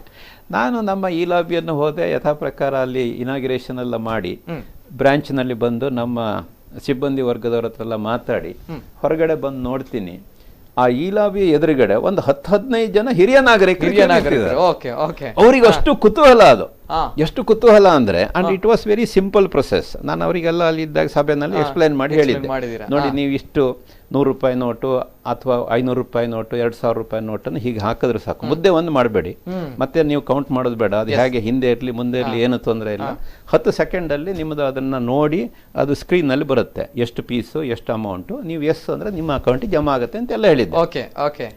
ಅದನ್ನು ನೋಡಿ ಅವರು ಅದನ್ನ ಸ್ವತಃ ಅನುಭವ ಪಡ್ಕೊಳ್ಬೇಕು ಅಂತ ಎಲ್ಲ ಕ್ಯೂ ನಿಂತಿದ್ದಾರೆ. ATM ನಿಂದ ದುಡ್ಡು ಡ್ರಾ ಮಾಡೋದು, ಈ ಇದ್ರದ್ದು ಮೆಷಿನ್ ಇದೆಯಲ್ಲ, cash deposit machine, Very beautiful. ಇಷ್ಟು ಕುತೂಹಲ ಇವತ್ತು. ಹಾಗಾಗಿ ಈ ಟೆಕ್ನಾಲಜಿಗೆ ನಾನು ಏನು ಹೇಳಲಿಕ್ಕೆ ಹೊರಟಿರೋದು ಅಂದ್ರೆ ಯಾವುದೇ ಒಂದು ವಯಸ್ಸು ಅದರಲ್ಲಿ ಮಿತಿ, irrespective of the age, anybody can adapt that, anybody. ಇದು ಈ ಕೊರೋನಾದಲ್ಲಿ ನೀವು ಕೊರೋನಾದೊಟ್ಟಿಗೆ ಜೀವನ ಅಂದ್ರೆ ಇದನ್ನು ಕಲಿಬೇಕು, ಅನಿವಾರ್ಯ ಇದು ಅಲ್ವಾ? ಎಸ್ ಎಸ್ ಸರ್, ಬರ್ತೇನೆ. ಇನ್ನೊಂದು ಕರೆ ಇದೆ, ಮೀರಾ ಅವರು ಪದವಿನ ಅಂಗಡಿಯಿಂದ. ಮೀರಾ ಅವರೇ ನಮಸ್ತೆ. ನಮಸ್ತೆ ಸರ್. ಮೇಡಮ್ ನಮಸ್ತೆ, ತಮ್ಮ ಪ್ರಶ್ನೆ ಕೇಳಿ ಮೇಡಮ್. ನಾನು ಕರ್ನಾಟಕ ಬ್ಯಾಂಕ್ ಇದ್ದೆ ಆಕ್ಚುಲಿ ಕಸ್ಟಮರ್. ಹೇಳಿ ಮೇಡಮ್. ನಮ್ದೊಂದು ಹೌಸಿಂಗ್ ಲೋನ್ ಇದೆ. ನಾವು ಮಂತ್ಲಿ 15,500 ನಮ್ಗೆ ಬರ್ತಾ ಇದೆ ಲೋನ್ ಅಮೌಂಟ್ ಕಟ್ಲಿಕ್ಕೆ. ಈಗ ನಂದು ಏನಂದ್ರೆ, ನಂದು ಗಂಡ ಫೋಟೋಗ್ರಾಫರ್, ನಾನೊಂದು ಪ್ರೈವೇಟ್ ಕಂಪನಿಯಲ್ಲಿ ಕೆಲಸ ಮಾಡ್ತಿದ್ದೇನೆ. ಗಂಡನಿಗೆ ಫೋಟೋಗ್ರಾಫರ್ ಆಗಿದ್ರಿಂದ ಅವರಿಗೆ ಈಗ ಫಂಕ್ಷನ್ ಎಲ್ಲ ಏನಿಲ್ಲ, ಎಂತ ಇಲ್ಲ, ಹಾಗಾಗಿ ಮದುವೆ ಎಲ್ಲ ಏನಿಲ್ಲ, ಹಾಗೆ ಏನು ಕಟ್ಲಿಕ್ಕೆ ನಮ್ಗೆ ತುಂಬಾ ಕಷ್ಟ ಉಂಟು. ಹಾಗೆ 2 ತಿಂಗಳು ಬಾಕಿ ಇಟ್ಟಿದ್ದೇವೆ ನಾವೀಗ. ಬಾಕಿ ಅಂದ್ರೆ ಯಾವಾಗ ಮೇಡಮ್? ಫೆಬ್ರವರಿನಲ್ಲಿ ಬಾಕಿ ಇತ್ತ, ನಂತರದ್ದು ಬಾಕಿಯಾ? ಇಲ್ಲ, ಮಾರ್ಚ್ ಇದ್ದು ಕಟ್ಟಿದ್ದೇವೆ, ಏಪ್ರಿಲ್ ಮೇ ಕಟ್ಟಲಿಲ್ಲ. ಏನು ತೊಂದರೆ ಇಲ್ಲ. April May June July August ವರೆಗೂ ಸಹ ನೀವು ಕಟ್ಟದೇ ಇದ್ರು ಸಹ ಏನು ತೊಂದರೆ ಇರುವುದಿಲ್ಲ. ನಿಮ್ಮ ಅಕೌಂಟ್ ಇದೇ ಸ್ಟೇಟಸ್ ಅಲ್ಲಿ ಇರುತ್ತೆ. ಏನ್ ಸಮಸ್ಯೆ ಹೇಳಿ? ಹೇಗಾಗ್ತಿದ್ದಾರೆ ಅಂತೆ, ನಾವು 1 ತಿಂಗಳು ಬಾಕಿ ಇಟ್ರೆ ಖಾಲಿ ಒಂದು 500 ನಮ್ಗೆ ಬೌನ್ಸ್ ಚಾರ್ಜ್ ಬೀಳ್ತಾ ಇತ್ತು. ಅದು ಜಸ್ಟ್ 500, ಮತ್ತೆ ಏನು ಎಕ್ಸ್ಟ್ರಾ ಏನ್ ಬೀಳ್ತಾ ಇರ್ಲಿಲ್ಲ. ಅದು 10 ತಿಂಗಳು ಹೋದ್ರು ನಮ್ಗೆ ಅಷ್ಟೇ ಇರ್ತಿತ್ತು 500 ಚಾರ್ಜಸ್ ಬಾಕಿ ಇಟ್ಟಿದ್ರೆ. ಆದ್ರೆ ಇವಾಗ ಏನಾಗಿದೆ ಅಂದ್ರೆ, ಈಗ 2 ತಿಂಗಳು ಬಾಕಿ ಇದೆ ಅಂದ್ರೆ ನಮ್ಗೂ ಅರೌಂಡ್ ಒಂದು 6,000 7,000 ಏನೋ ಎಕ್ಸ್ಟ್ರಾ ಬೀಳ್ತಾ ಇದೆ ಅಂತ ನಂಗೆ ಅನಿಸ್ತಾ ಉಂಟು. ಇಲ್ಲ ಇಲ್ಲ, ನೀವು ಅದನ್ನು ಬೇಕಾದ್ರೆ ನಾವಂದ್ರೆ ಮೊನ್ನೆ ಬ್ಯಾಂಕಿಗೆ ಹೋಗಿ ಕೇಳಿದ್ವಿ ಹಾಗೆ. ಇಲ್ಲ ಇಲ್ಲ, ಅದು ಈಗ ನಮ್ಗೆ ನಾವೀಗ ಕಂಪೇರ್ ಮಾಡಿದ್ರೆ, ಹಲೋ ಕಂಪೇರ್ ಮಾಡಿದ 500 ಕಂಪೇರ್ ಮಾಡಿದ್ರೆ ಇದು 6,000 ನಮ್ಗೆ ಡಬಲ್ ಅಲ್ಲ ಟ್ರಿಬಲ್ ಆಯ್ತು. ಇಲ್ಲ ಇಲ್ಲ, ಆ ಥರ ಬೀಳುವುದಿಲ್ಲ ನೋಡಿ. ಅದನ್ನೇ ನಾನು ಹೇಳಿದ್ದು, ಆ ತಿಂಗಳ ಬಡ್ಡಿ ಏನಿದೆಯೋ ಅದು ಮಾತ್ರ ಅಲ್ಲಿ ಡೆಬಿಟ್ ಆಗಿ ಹಾಗೆ ಇರುತ್ತೆ. That is not treated as demand. Additional charges ಈಗ ನೀವು ಹೇಳಿದ್ರಲ್ಲ ಬೌನ್ಸಿಂಗ್ ಚಾರ್ಜಸ್ ಅಂತ, ಆ ಥರದ್ದು ಯಾವುದು ಇರುವುದಿಲ್ಲ. ಒಂದು ವೇಳೆ ಇದ್ದರೆ ನೀವು ಕೂಡಲೇ ಶಾಖಾಧಿಕಾರಿಯವರನ್ನು ಭೇಟಿಯಾಗಿ ಅಲ್ಲಿ ಅದು ಸಮಾಧಾನಕರವಾಗಿ ಅದು ರಿಸಾಲ್ವ್ ಆಗದೆ ಇದ್ರೆ ನೀವು ಖಂಡಿತವಾಗಿಯೂ ಸಹ ಬೇರೆ ಅಧಿಕಾರಿಗಳನ್ನು ಭೇಟಿಯಾಗಬಹುದು. ಆ ಥರ ಯಾವುದು ಚಾರ್ಜಸ್ ಬರುವುದಿಲ್ಲ. ನಾನು 500 ಇವಾಗ ಮಾಡ್ತಿದ್ದಾರೆ ಹೇಳಿದ್ದಲ್ಲ, ಮೊದ್ಲು ಆ ರೀತಿ ಇತ್ತು ಅಂತ, ಕಟ್ಟದಿದ್ರೆ ಆ ರೀತಿ ಇತ್ತು 500 ಅಂತ. ಈಗಿಲ್ಲ, ಅದನ್ನೆಲ್ಲ ವಿಡ್ರಾ ಮಾಡಿದ್ದೇವೆ. ನಿಮಗೆ ಏನಾದ್ರು ಆ ತರದ ಸಂಶಯ, ಅದೇ ಬೆಟರ್ ಇತ್ತಲ್ವಾ ಸರ್? ನಮ್ಗೆ ಮಿಡಲ್ ಕ್ಲಾಸ್ ಫ್ಯಾಮಿಲಿ ಅವರಿಗೆ ತುಂಬಾ ಒಳ್ಳೇದಾಗ್ತಿತ್ತು. ಈಗ ಅದು ಇಲ್ಲ ಮೇಡಮ್, ಏನೋ ಜಾಸ್ತಿ ನಮ್ಗೆ ಕಟ್ತಾ ಇದ್ದೀವಿ. ಇಲ್ಲ ಇಲ್ಲ, ಈಗ ಏನಾಗಿದೆ ಅಂದ್ರೆ ಅದು ಚಾರ್ಜಸ್ ಇಲ್ಲ. ಮೊದಲೇನಾದ್ರೆ ಇವರು ಬೇರೆ ಕಡೆಯಿಂದ ECS ಕೊಡ್ತಾ ಇದ್ರು. ಆ ECS ಎಲ್ಲರೂ ಬೌನ್ಸ್ ಆದ್ರೆ ಅದಕ್ಕೆ ಚಾರ್ಜಸ್, ಅದು ಕ್ಲಿಯರಿಂಗ್ ಚಾರ್ಜಸ್ ಅಂತ ಹೇಳಿ ಬರ್ತಾ ಇತ್ತು. ಈಗ ಏನ್ ಮಾಡಿದಾವೆ, ಆ ಥರ ಚಾರ್ಜಸ್ ಸಹ ಈಗ ವಿಡ್ರಾ ಮಾಡಿದಾವೆ. ಸೊ ಈಗ ಇವ್ರದ್ದು ಏನಾದರೂ ಸಹ ಆಮೇಲೆ ಕಂತು ಕಟ್ಟಬೇಕು. ಕಂತು ಕಟ್ಟೋದಕ್ಕೆ 6 ತಿಂಗಳದ್ದು ಮೊರಟೋರಿಯಂ ಇದೆ. ಇನ್ನು ಎಲ್ಲಿಯಾದ್ರೂ ಕೆಲವು ಕಡೆ ಇದು ಸಿಸ್ಟಮ್ನಲ್ಲೇ ನಾವು ಹ್ಯಾಂಡಲ್ ಮಾಡ್ತಾ ಇದ್ದೇವೆ. ಅನಿವಾರ್ಯವಾಗಿ ಯಾವ್ದಾದ್ರು ಒಂದು ರೀತಿ ಆ ಥರದ್ದು ಇದ್ರೂ ಸಹ ಕೂಡಲೇ ಅಲ್ಲಿ ಶಾಖೆಗೆ ಅವ್ರು ಹೇಳ್ಬೇಕು. ಇದು ನಮ್ಮದು ಒಂದೇ ಬ್ಯಾಂಕ್ ಅಂತ ನಾನು ಹೇಳೋದಲ್ಲ. ಯಾರೇ ಗ್ರಾಹಕರು ಈ ಥರದ ಸಮಸ್ಯೆ ಇದ್ರೆ ಆ ಶಾಖೆಗೆ ಇಮಿಡಿಯೇಟ್ ಆಗಿ ಅವರು they how to take it up with them. Okay, ಇಲ್ಲಿ ಸಹನ್ ಅವರು ಕೂಡ ಅದನ್ನೇ ಕೇಳ್ತಾ ಇದ್ದಾರೆ ಸರ್, ನಿಮ್ಮ ಬ್ಯಾಂಕ್ ಶಾಖೆಯಲ್ಲಿ ECS ಕಟ್ ಮಾಡ್ತಾ ಇದ್ದಾರೆ ಅನ್ನುವಂತ ಮಾತನ್ನು ಹೇಳ್ತಾ ಇದ್ದಾರೆ ಸಹನ್ ಅವರು. ಮೇಡಮ್ ಏನಾಗುತ್ತೆ ಅಂದ್ರೆ, ECSನಲ್ಲಿ ನೀವು ಯಾವ ಬ್ಯಾಂಕಿಗೆ ECS ಇನ್ಸ್ಟ್ರಕ್ಷನ್ಸ್ ಕೊಟ್ಟಿದ್ದೀರೋ, ಈಗ ಉದಾಹರಣೆಗೆ ನಮ್ಮ ಬ್ಯಾಂಕ್ನಲ್ಲಿ ನಿಮ್ಮದು ಆಪರೇಟಿವ್ ಅಕೌಂಟ್ ಉಂಟು, ಬೇರೆ ಬ್ಯಾಂಕ್ನಲ್ಲಿ ಸಾಲ ಉಂಟು. ಸೊ ಅಲ್ಲಿ ಬ್ಯಾಂಕ್ನಲ್ಲಿ ಸಾಲ ಕೊಡುವಾಗ ECS ಇನ್ಸ್ಟ್ರಕ್ಷನ್ ನಮ್ಮ ಬ್ಯಾಂಕ್ನಲ್ಲಿ ಕೊಟ್ಟಿರ್ತಾರೆ. ಈಗ ಇಮ್ಮಿಡಿಯೇಟ್ ಆಗಿ ಆ ಬ್ಯಾಂಕ್ನಲ್ಲಿ ಅವರೇನು ಡಿಮಾಂಡ್ ರೈಸ್ ಮಾಡೋದಿಲ್ಲ. ಆದ್ರೆ ಎಲ್ಲಿಯಾದ್ರೂ ಸಹ ECS ಬಂದ್ರೆ ಇಲ್ಲಿಂದ ಅದು ವಾಪಸ್ ಬೌನ್ಸ್ ಆಗಿ ಹೋಗ್ತದೆ. ಸೊ ಆ ಯಾವ ಬ್ಯಾಂಕ್ನಲ್ಲಿ ಸಾಲ ತಗೊಂಡಿದ್ದೀರೋ ಆ ಬ್ಯಾಂಕಿಗೆ ಹೋಗಿ ECS ಅನ್ನ 6 ತಿಂಗಳು ಸ್ಟಾಪ್ ಮಾಡಿಸ್ಬೇಕು. ಇದು ಫಸ್ಟ್ ಎಲ್ಲರೂ ಮಾಡಬೇಕಾಗಿದ್ದು. ಈಗ ಈಗ ನಮ್ಮ ಬ್ಯಾಂಕ್ನಲ್ಲೇ ಸಾಲ ಮಾಡಿದ್ದೀರಿ, ನಮ್ಮ ಬ್ಯಾಂಕ್ನಲ್ಲೇ ನೀವು ಆಟೋ ಟ್ರಾನ್ಸ್ಫರ್ ಇದನ್ನು ಕೊಟ್ಟಿದ್ದೀರಿ, ಆಯ್ತಾ? ಅದನ್ನು ಬೈ ಚಾನ್ಸ್ ನಾವೆಲ್ಲ ಸ್ಟಾಪ್ ಮಾಡಿದೀವಿ. ಒಂದ್ ವೇಳೆ ಎಲ್ಲಿಯಾದ್ರೂ ಅದು ಟ್ರಾನ್ಸ್ಫರ್ ಆಗ್ತಾ ಇದೆ ಅಂತ ಆದ್ರೆ ನಿಮ್ಮ ಅಕೌಂಟ್ ನಲ್ಲಿ ಬ್ಯಾಲೆನ್ಸ್ ಇದ್ರೆ ಅದು ಟ್ರಾನ್ಸ್ಫರ್ ಆಗುತ್ತೆ. ಅದರಿಂದ ನಿಮಗೆ ಅಡಿಷನಲ್ ಇಂಟ್ರೆಸ್ಟ್ ಹೊರೆ ಕಡಿಮೆ ಆಗ್ತದೆ. ಇಲ್ಲ ಬೇಡ ನನಗೆ ಅದು ಈ ಮೊರಟೋರಿಯಂ ಬೆನಿಫಿಟ್ ಬೇಕು ಅಂತ ಆದ್ರೆ ನಮ್ಮ ಬ್ಯಾಂಕ್ ನಮ್ಮದು ಬೇರೆ ಆಪರೇಟಿವ್ ಅಕೌಂಟ್ನಲ್ಲಿ ಬ್ಯಾಲೆನ್ಸ್ ಇದ್ದಾಗ ಟ್ರಾನ್ಸ್ಫರ್ ಮಾಡೋದು ಬೇಡ ಅಂದರೆ ಬ್ರಾಂಚಿಗೆ ಕೂಡಲೇ ಹೇಳಬೇಕು. Okay okay right sir. ಇನ್ನೊಂದು ಕಡೆ ನಮ್ಮ ಆರ್ಥಿಕ ತಜ್ಞರು ಹೇಳಿರುವಂತಹ ಸದ್ಯದ ಪರಿಸ್ಥಿತಿ ನೋಡಿಕೊಂಡು ಹೇಳಿರುವಂತಹ ಒಂದು ರಿಸರ್ಚ್ ಪ್ರಕಾರ ಹೇಳ್ತಾರೆ, ನಮ್ಮ ದೇಶದಲ್ಲಿ ಮತ್ತೊಮ್ಮೆ ಹಿಂದಿನ ಸಂಸ್ಕೃತಿ ಮರುಕಳಿಸುತ್ತೆ, ಹಿಂದಿನ ವ್ಯವಸ್ಥೆ ಮರುಕಳಿಸುತ್ತೆ. ಯಾವ ರೀತಿ ಅಂತ ಹೇಳಿದ್ರೆ, ಪ್ರಬಲರು ಯಾರಿರ್ತಾರೆ, ಶ್ರೀಮಂತರು ಯಾರಿರ್ತಾರೆ, ಆಳುವವರು ಯಾರಿರ್ತಾರೆ, ಅವರು ಪ್ರಬಲರಾಗಿರ್ತಾರೆ ಇನ್ನೂ ಕೂಡ ಜಾಸ್ತಿ, ಮಧ್ಯಮ ವರ್ಗದವರು ಬಡವರ್ಗದವರು ಇನ್ನೂ ಕೂಡ ಕಷ್ಟಪಡ್ತಾರೆ, ಇನ್ನೂ ಕೂಡ ಸಂಕಷ್ಟದಲ್ಲಿ ಇರುವಂತಹ ದಿನಗಳು ಬರುತ್ತೆ ಅನ್ನುವಂಥದ್ದು. ಯಾವ ಹಿನ್ನೆಲೆಯಲ್ಲಿ ಆ ಥರ ಹೇಳಿದ್ದಾರೆ ಅಂತ ಹೇಳಿ ನನಗೆ ಅರ್ಥ ಆಗೋದಿಲ್ಲ. ಬಟ್ ಈಗಿನ ಕಳೆದ 3 ತಿಂಗಳಿಂದ ನಾವು ನೋಡಿದಾಗೆ ಕೊರೋನಾ ಬರೇ ಶ್ರೀಮಂತರಿಗೆ ಅಥವಾ ಬಡವರಿಗೆ ಅಂತ ಆ ಥರ ಹೇಳಿಲ್ಲ. ಆಯ್ತಾ, ಶ್ರೀಮಂತ ರಾಷ್ಟ್ರ ಅಥವಾ ಬಡ ರಾಷ್ಟ್ರ ಹಾಗಿಲ್ಲ. ಬಟ್ ಶ್ರೀಮಂತರು ಸರ್ವೈವ್ ಆಗ್ತಾರೆ, ಇನ್ನು ಇದರಲ್ಲಿ ಏನಾಗಿದೆ ಅಂದ್ರೆ, ಈ ಕೊರೋನಾದ್ದೇ ನೀವು ಹಿನ್ನೆಲೆಯಲ್ಲಿ ನೋಡೋದಿದ್ರೆ ಮಕ್ಕಳಿಗೆ ಸ್ವಲ್ಪ ಇದರದ್ದು ತೊಂದರೆ ಜಾಸ್ತಿ ಉಂಟು, ಮತ್ತೆ ಹಿರಿಯ ನಾಗರಿಕರಿಗೆ. ಹಾಗಾಗಿ 60 ವರ್ಷ 70 ವರ್ಷದ ಮೇಲ್ಪಟ್ಟವರು ಅವ್ರನ್ನೆಲ್ಲ ಸ್ವಲ್ಪ ಜಾಗ್ರತೆ ಮಾಡಿ ಅಂತ ಸರ್ಕಾರದಿಂದ ಇದು ಉಂಟು. ಸೊ ಹಾಗಾಗಿ ನಿಮ್ಮ ವಯಸ್ಸಿಗೆ ತಕ್ಕಂತೆ ವಯೋಮಾನ ಅದು ಮುಖ್ಯ ಇದರಲ್ಲಿ.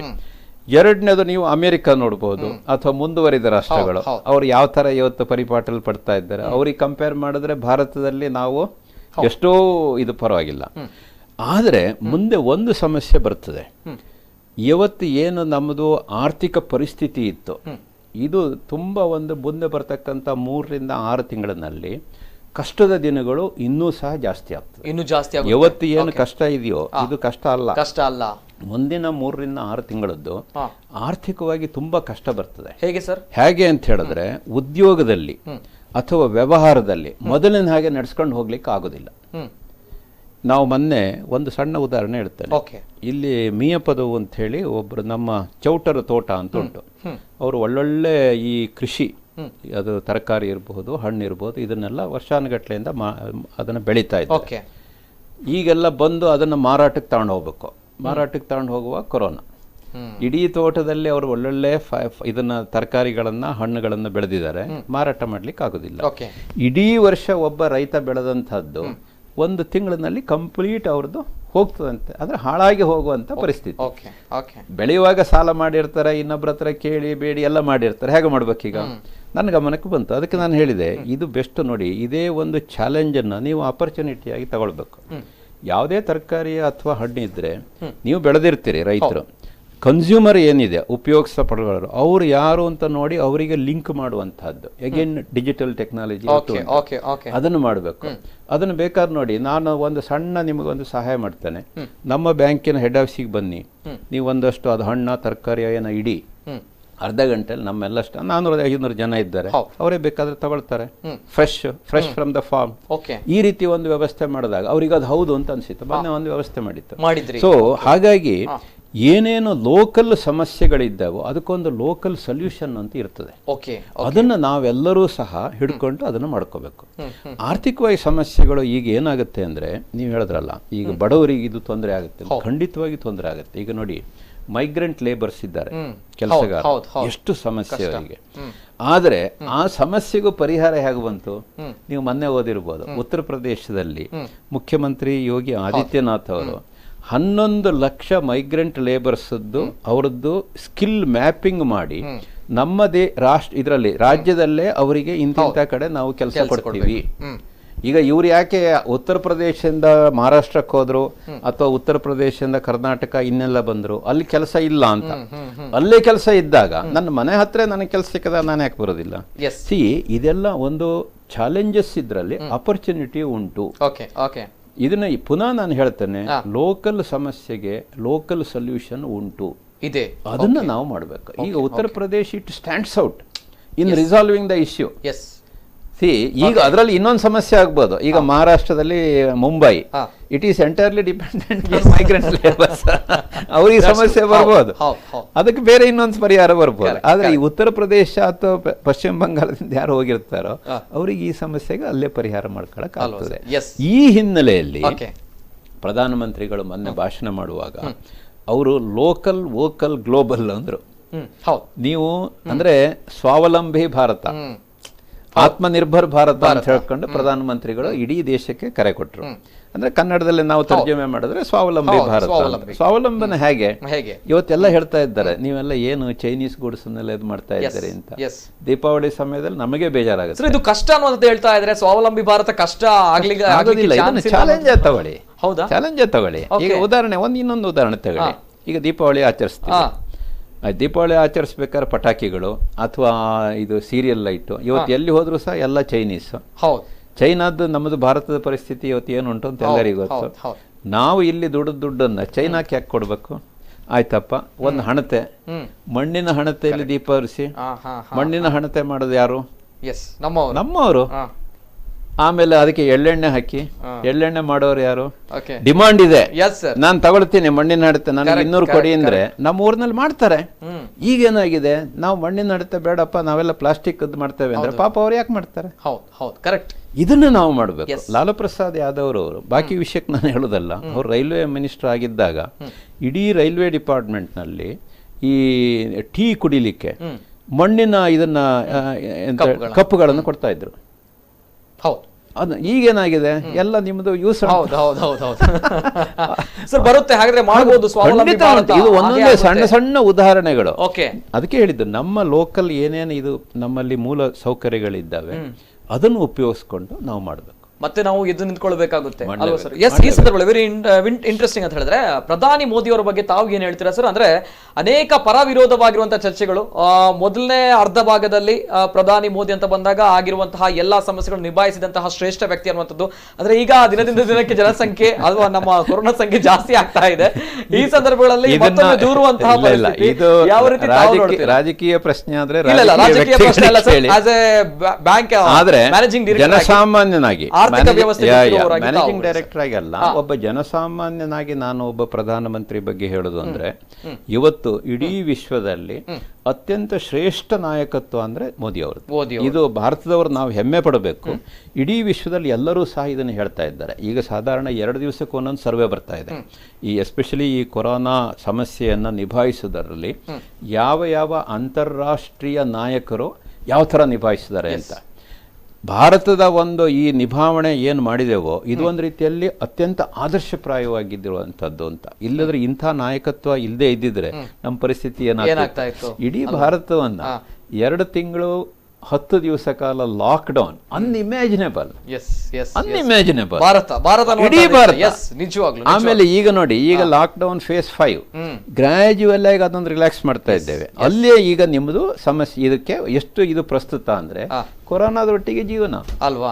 ಎಸ್, ಹೆಮ್ಮೆ ಇದೆ, ಮಾಡಲೇಬೇಕು. ಹೌದು, ನಿಜವಾಗ್ಲೂ ಕೂಡ ಹೆಮ್ಮೆ ಇದೆ ನಮ್ಮ ಪ್ರಧಾನಿಗಳ ಕೆಲಸ ಕಾರ್ಯಗಳು. ಎಸ್ ಸರ್, ಅದೇ ರೀತಿ ತಮ್ಮ ಜೊತೆ ಮಾತಾಡುವಾಗ ಸಮಯದ ಅಭಾವ ಬಂದಿದೆ. ಈಗ ಅಂದ್ರೆ ಸಮಯದ ಅಭಾವ ತುಂಬಾನೇ ಇದೆ. ಅಂಡ್ ಮುಗಿಸುವಂತ ಅನೇಕ ಕರೆಗಳು ಬರ್ತಾ ಇದೆ. ಆದ್ರೆ ಕಾಯ್ದ ಕರೆಗಳನ್ನು ಮಾತ್ರ ನಾವು ಸ್ವೀಕಾರ ಮಾಡಿದ್ವಿ. ಅಂಡ್ ಸಮಯದ ಅಭಾವ ತುಂಬಾನೇ ಇದೆ, ಅನೇಕ ಕರೆಗಳು ಇದೆ. ಮತ್ತೊಮ್ಮೆ ನೋಡೋಣ. ಅಂಡ್ ಬಿಫೋರ್ ದಟ್ ಸರ್, ಕೊನೆಯದಾಗಿ ಜನತೆಗೆ ಕೊಡುವಂತಹ ಸಂದೇಶ ಸರ್, ಮಹಾಬಲೇಶ್ವರ ಸರ್. ನಾವೇನು ಸಂದೇಶ ಅಂತಿಲ್ಲ, ಸಮಸ್ಯೆ ಯಾವ ರೀತಿ ಬದುಕಬೇಕು, ಸಮಸ್ಯೆಯನ್ನು ನಾವೆಲ್ಲರೂ ಸಹ ಅರ್ಥ ಮಾಡ್ಕೊಳ್ಬೇಕು. ನನಗೊಬ್ಬನಿಗೆ ಸಮಸ್ಯೆ ಅಲ್ಲ, ಎಲ್ಲರಿಗೂ ಈ ಸಮಸ್ಯೆ ಬಂದಿದೆ. ಹಾಗಾಗಿ ನನ್ನ ಸಮಸ್ಯೆಯನ್ನು ನಾವು ದೊಡ್ಡ ಮಾಡಿದೆ. ಯಾಕೆಂದ್ರೆ ಒಂದು ಪ್ರಾಬ್ಲಮ್ಮಿಗೆ ನಾವೇ ಸಮಸ್ಯೆ ಆದರೆ ಆ ಪ್ರಾಬ್ಲಮ್ ಇನ್ನೂ ಸಹ ಜಾಸ್ತಿ ಆಗ್ತದೆ. ಆ ಪ್ರಾಬ್ಲಮ್ಮಿಗೆ ನಾನು ಸೊಲ್ಯೂಷನ್ ಆದರೆ ಆ ಪ್ರಾಬ್ಲಮ್ ಅಲ್ಲೇ ಕಡಿಮೆ ಆಗ್ತದೆ. ಹಾಗಾಗಿ ಸಮಾಜಕ್ಕೆ ನಾನು ಒಂದು ಸಮಸ್ಯೆ ಆಗದೆ, ಸಮಾಜಕ್ಕೆ ನಾನೊಂದು ಉತ್ತರ ಆಗೋ ಹಾಗೆ, ಸೊಲ್ಯೂಷನ್ ಆಗೋ ಹಾಗೆ ಬದುಕಲಿಕ್ಕೆ ಸಾಧ್ಯತೆ ಉಂಟು. ಅಂತಹ ಬದುಕನ್ನು ನಾವು ಮಾಡೋಣ. ಯಾವುದೇ ರೀತಿಯ ಆಸೆ ಪಟ್ಟುಕೊಂಡು ಹೋಗೋದು ಬೇಡ. ನಮ್ಮದೊಂದು ಭಾರತದಲ್ಲಿ ನಮ್ಮದೆಲ್ಲ ಕೊಳ್ಳುಬಾಕ ಸಂಸ್ಕೃತಿ ಅಂತ ಹೇಳ್ತಾರೆ, ಅದೆಲ್ಲ ಇವತ್ತಿಗೆ ಇಲ್ಲ. ಎಷ್ಟರ ಮಟ್ಟಿಗೆ ನಾವೊಂದು ನಮ್ಮ ಸರಳ ಜೀವನವನ್ನ ಮಾಡಲಿಕ್ಕೆ ಸಾಧ್ಯತೆ ಉಂಟು. ಆ ಸರಳವಾಗಿ ನಾವು ಬದುಕೋದನ್ನ ಕಲಿಬೇಕು. ಸರಳವಾಗಿ ಆರೋಗ್ಯಕರವಾಗಿ ಬದುಕಲಿಕ್ಕೆ ಸಾಧ್ಯತೆ ಉಂಟು. ಇದೆಲ್ಲವುದನ್ನು ಸಹ ನಮ್ಮ ಜೀವನದಲ್ಲಿ ಅಳವಡಿಸಿಕೊಂಡು ಈ ಕಷ್ಟ ಕಾಲದಲ್ಲಿ ನಾವು ಬದುಕಿ ನಮ್ಮ ಜೀವನವನ್ನು ನಿಭಾಯಿಸಿದ್ರೆ ಮುಂದಿನ ಜೀವನಗಳು ಒಳ್ಳೆ ಆಶಾದಾಯಕವಾಗಿರ್ತದೆ. ಇದನ್ನು ನಾವು ಅರ್ಥ ಮಾಡ್ಕೊಳ್ಳುವ, ನಮ್ಮ ಕುಟುಂಬದವರಿಗೂ ಅರ್ಥ ಮಾಡಿಸ್ಕೊಳ್ಳುವ, ನಮ್ಮ ಇಡೀ ಸಮಾಜಕ್ಕೆ ಅರ್ಥ ಮಾಡ್ಕೊಳ್ಳುವ. ಆಗ ಮೋದಿಯವರು ಹೇಳಿದಾಗೆ ಭಾರತ ಸರ್ವಶ್ರೇಷ್ಠ ಭಾರತವಾಗಿ ಅಂದ್ರೆ ಆತ್ಮನಿರ್ಭರ್ ಭಾರತ ಅದು ಮಾಡ್ಲಿಕ್ಕೆ ಖಂಡಿತ ಸಾಧ್ಯ ಉಂಟು. ಅದಕ್ಕೆ ಒಳ್ಳೆ ಒಂದು ಅಡಿಪಾಯವನ್ನ ಇವತ್ತು ನಾವೆಲ್ಲ ಸೇರಿ ಹಾಕುವ. Yes, very beautiful. ನಿಜವಾಗ್ಲೂ ಕೂಡ ಕಷ್ಟದಲ್ಲಿದ್ದೇವೆ, ಸಂಕಷ್ಟದಲ್ಲಿದ್ದೇವೆ. ಈ ಸಂದರ್ಭ ನಾವೆಲ್ಲರೂ ಕೂಡ ಒಟ್ಟಾಗಿರ್ಬೇಕು. ಆತ್ಮನಿರ್ಭರ್ ಭಾರತ್ ಅನ್ನುವಂಥದ್ದು ಏನಿದೆ, ಸ್ವಾವಲಂಬಿ ಭಾರತ್ ಅನ್ನುವಂಥದ್ದು ಏನಿದೆ, ಇದನ್ನು ನಾವು ಕಟ್ಟಬೇಕು ಅನ್ನುವಂತಹ ಮಾತನ್ನ ಮಹಾಬಲೇಶ್ವರ MS ಅವರು ಹೇಳ್ತಾ ಇದ್ದಾರೆ. ಅದೇ ರೀತಿ ಅನೇಕ ಕರೆಗಳು ಬರ್ತಾ ಇದೆ, ಅದರ ಆಯ್ದ ಕರೆಗಳನ್ನು ಮಾತ್ರ ನಾವು ಸ್ವೀಕಾರ ಮಾಡಿದ್ವಿ. ಪ್ರಮುಖವಾಗಿರುವಂತಹ ಅಂಶಗಳು, ವಿಷಯಗಳು ಏನಿದೆ ಈ ಒಂದು ಕಾರ್ಯಕ್ರಮದಲ್ಲಿ ಇವತ್ತು ಸ್ವಲ್ಪ ಫೋಕಸ್ ಆಗಲಿ, ಈ ಒಂದು ಸಮಸ್ಯೆಗಳ ಬಗ್ಗೆ ಮಾತಾಡೋಣ ಅನ್ನುವಂಥ ನಿಟ್ಟಿನಲ್ಲಿ ನಾವು ಮಾತಾಡಿದ್ವಿ. ಅಂಡ್ ಅದೇ ರೀತಿ ತಾವು ಕೂಡ ಕಾರ್ಯಕ್ರಮ ನೋಡಿದ್ರೆ ಅನೇಕ ಕಮೆಂಟ್ಸ್ಗಳು ಕೂಡ ಬರ್ತಾ ಇದೆ, ಅನೇಕ ಕರೆಗಳು ಬರ್ತಾ ಇದೆ. But will see, next time ನೋಡೋಣ, ಎಲ್ಲರ ಜೊತೆ ಮಾತಾಡೋಣ, ಎಲ್ಲ ಪ್ರಶ್ನೆಗಳಿಗೂ ಕೂಡ ಉತ್ತರ ಸಿಗ್ಲಿ ಅಂತ ಹೇಳ್ತಾ, ಸರ್ಕಾರ ಹೇಳಿದೆ, ವಿಶ್ವಸಂಸ್ಥೆ ಕೂಡ ಹೇಳಿದೆ, ನಾವು ಕೊರೋನಾದ ಜೊತೆ ಇನ್ನು ಜೀವನ ಮಾಡಬೇಕು ಅನ್ನುವಂಥದ್ದು. ಕೊರೋನಾದೊಂದಿಗೆ ನಮ್ಮ ಬದುಕು ಆಗಬೇಕು, ಈ ಬದುಕು ಜೊತೆ ನಾವು ಬದುಕಬೇಕಾಗಿದೆ. ಜೀವ ಮತ್ತು ಜೀವನ ಎರಡು ಕೂಡ ಅಮೂಲ್ಯವಾಗಿರುವಂಥದ್ದು. ಜೀವನ ಮಾಡಬೇಕು, ಜೀವನ ಮಾಡಿದ್ರೆ ಮಾತ್ರ ಜೀವ ಉಳಿಯುತ್ತೆ, ಜೀವ ಇದ್ರೆ ಮಾತ್ರ ನಾವು ಜೀವನ ಮಾಡಬೇಕು. ಎಲ್ಲದಕ್ಕೂ ಕೂಡ ಕನೆಕ್ಷನ್ ಇದೆ. ಅಂಡ್ ಬದುಕಬೇಕು, ಬದುಕಿ ಖುಷಿಯಾಗಿರ್ಬೇಕು ಅಂತ ಹೇಳ್ತಾ, ಅಂಡ್ ಕೊರೋನಾದೊಂದಿಗೆ ಜೀವನ, ಲೈಫ್ ವರ್ಸಸ್ ಕೊರೋನಾ ಹೋರಾಟ ಮುಗೀತು. ಇನ್ನೇನಿದ್ರು ಕೂಡ ಸ್ಯಾಕ್ರಿಫೈಸ್ ಮಾಡಬೇಕು, ಕಾಂಪ್ರಮೈಸ್ ಮಾಡಬೇಕು ಅಂತ ಹೇಳ್ತಾ, ಇನ್ನು ಮುಂದಕ್ಕೆ ನಮ್ಮ ಕಾರ್ಯಕ್ರಮದಲ್ಲಿ ಸಮಾಜದ ಮುಖ್ಯ ಗಣ್ಯ ವ್ಯಕ್ತಿಗಳು ನಮ್ಮ ಕಾರ್ಯಕ್ರಮದಲ್ಲಿ ಮತ್ತೊಮ್ಮೆ ಬರ್ತಾರೆ.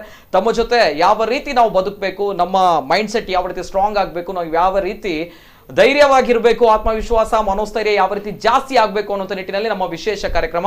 Once again sir, thank you so much. Yes, Karnataka ಬ್ಯಾಂಕ್ನ managing director and CEO Mahabaleshwara MS ಅವರು ನಮ್ಮ ಜೊತೆ ಇದ್ದಾರೆ. Thank you once again sir. Yes ವೀಕ್ಷಕರೇ, ಇದು ಇವತ್ತಿನ ವಿಶೇಷ. ನಿರಂತರ ಸುದ್ದಿ ಹಾಗೂ ಮನೋರಂಜನೆಗಾಗಿ ನೋಡ್ತಾ ಇರಿ ನಮ್ಮ ಕುಡ್ಲ 24/7.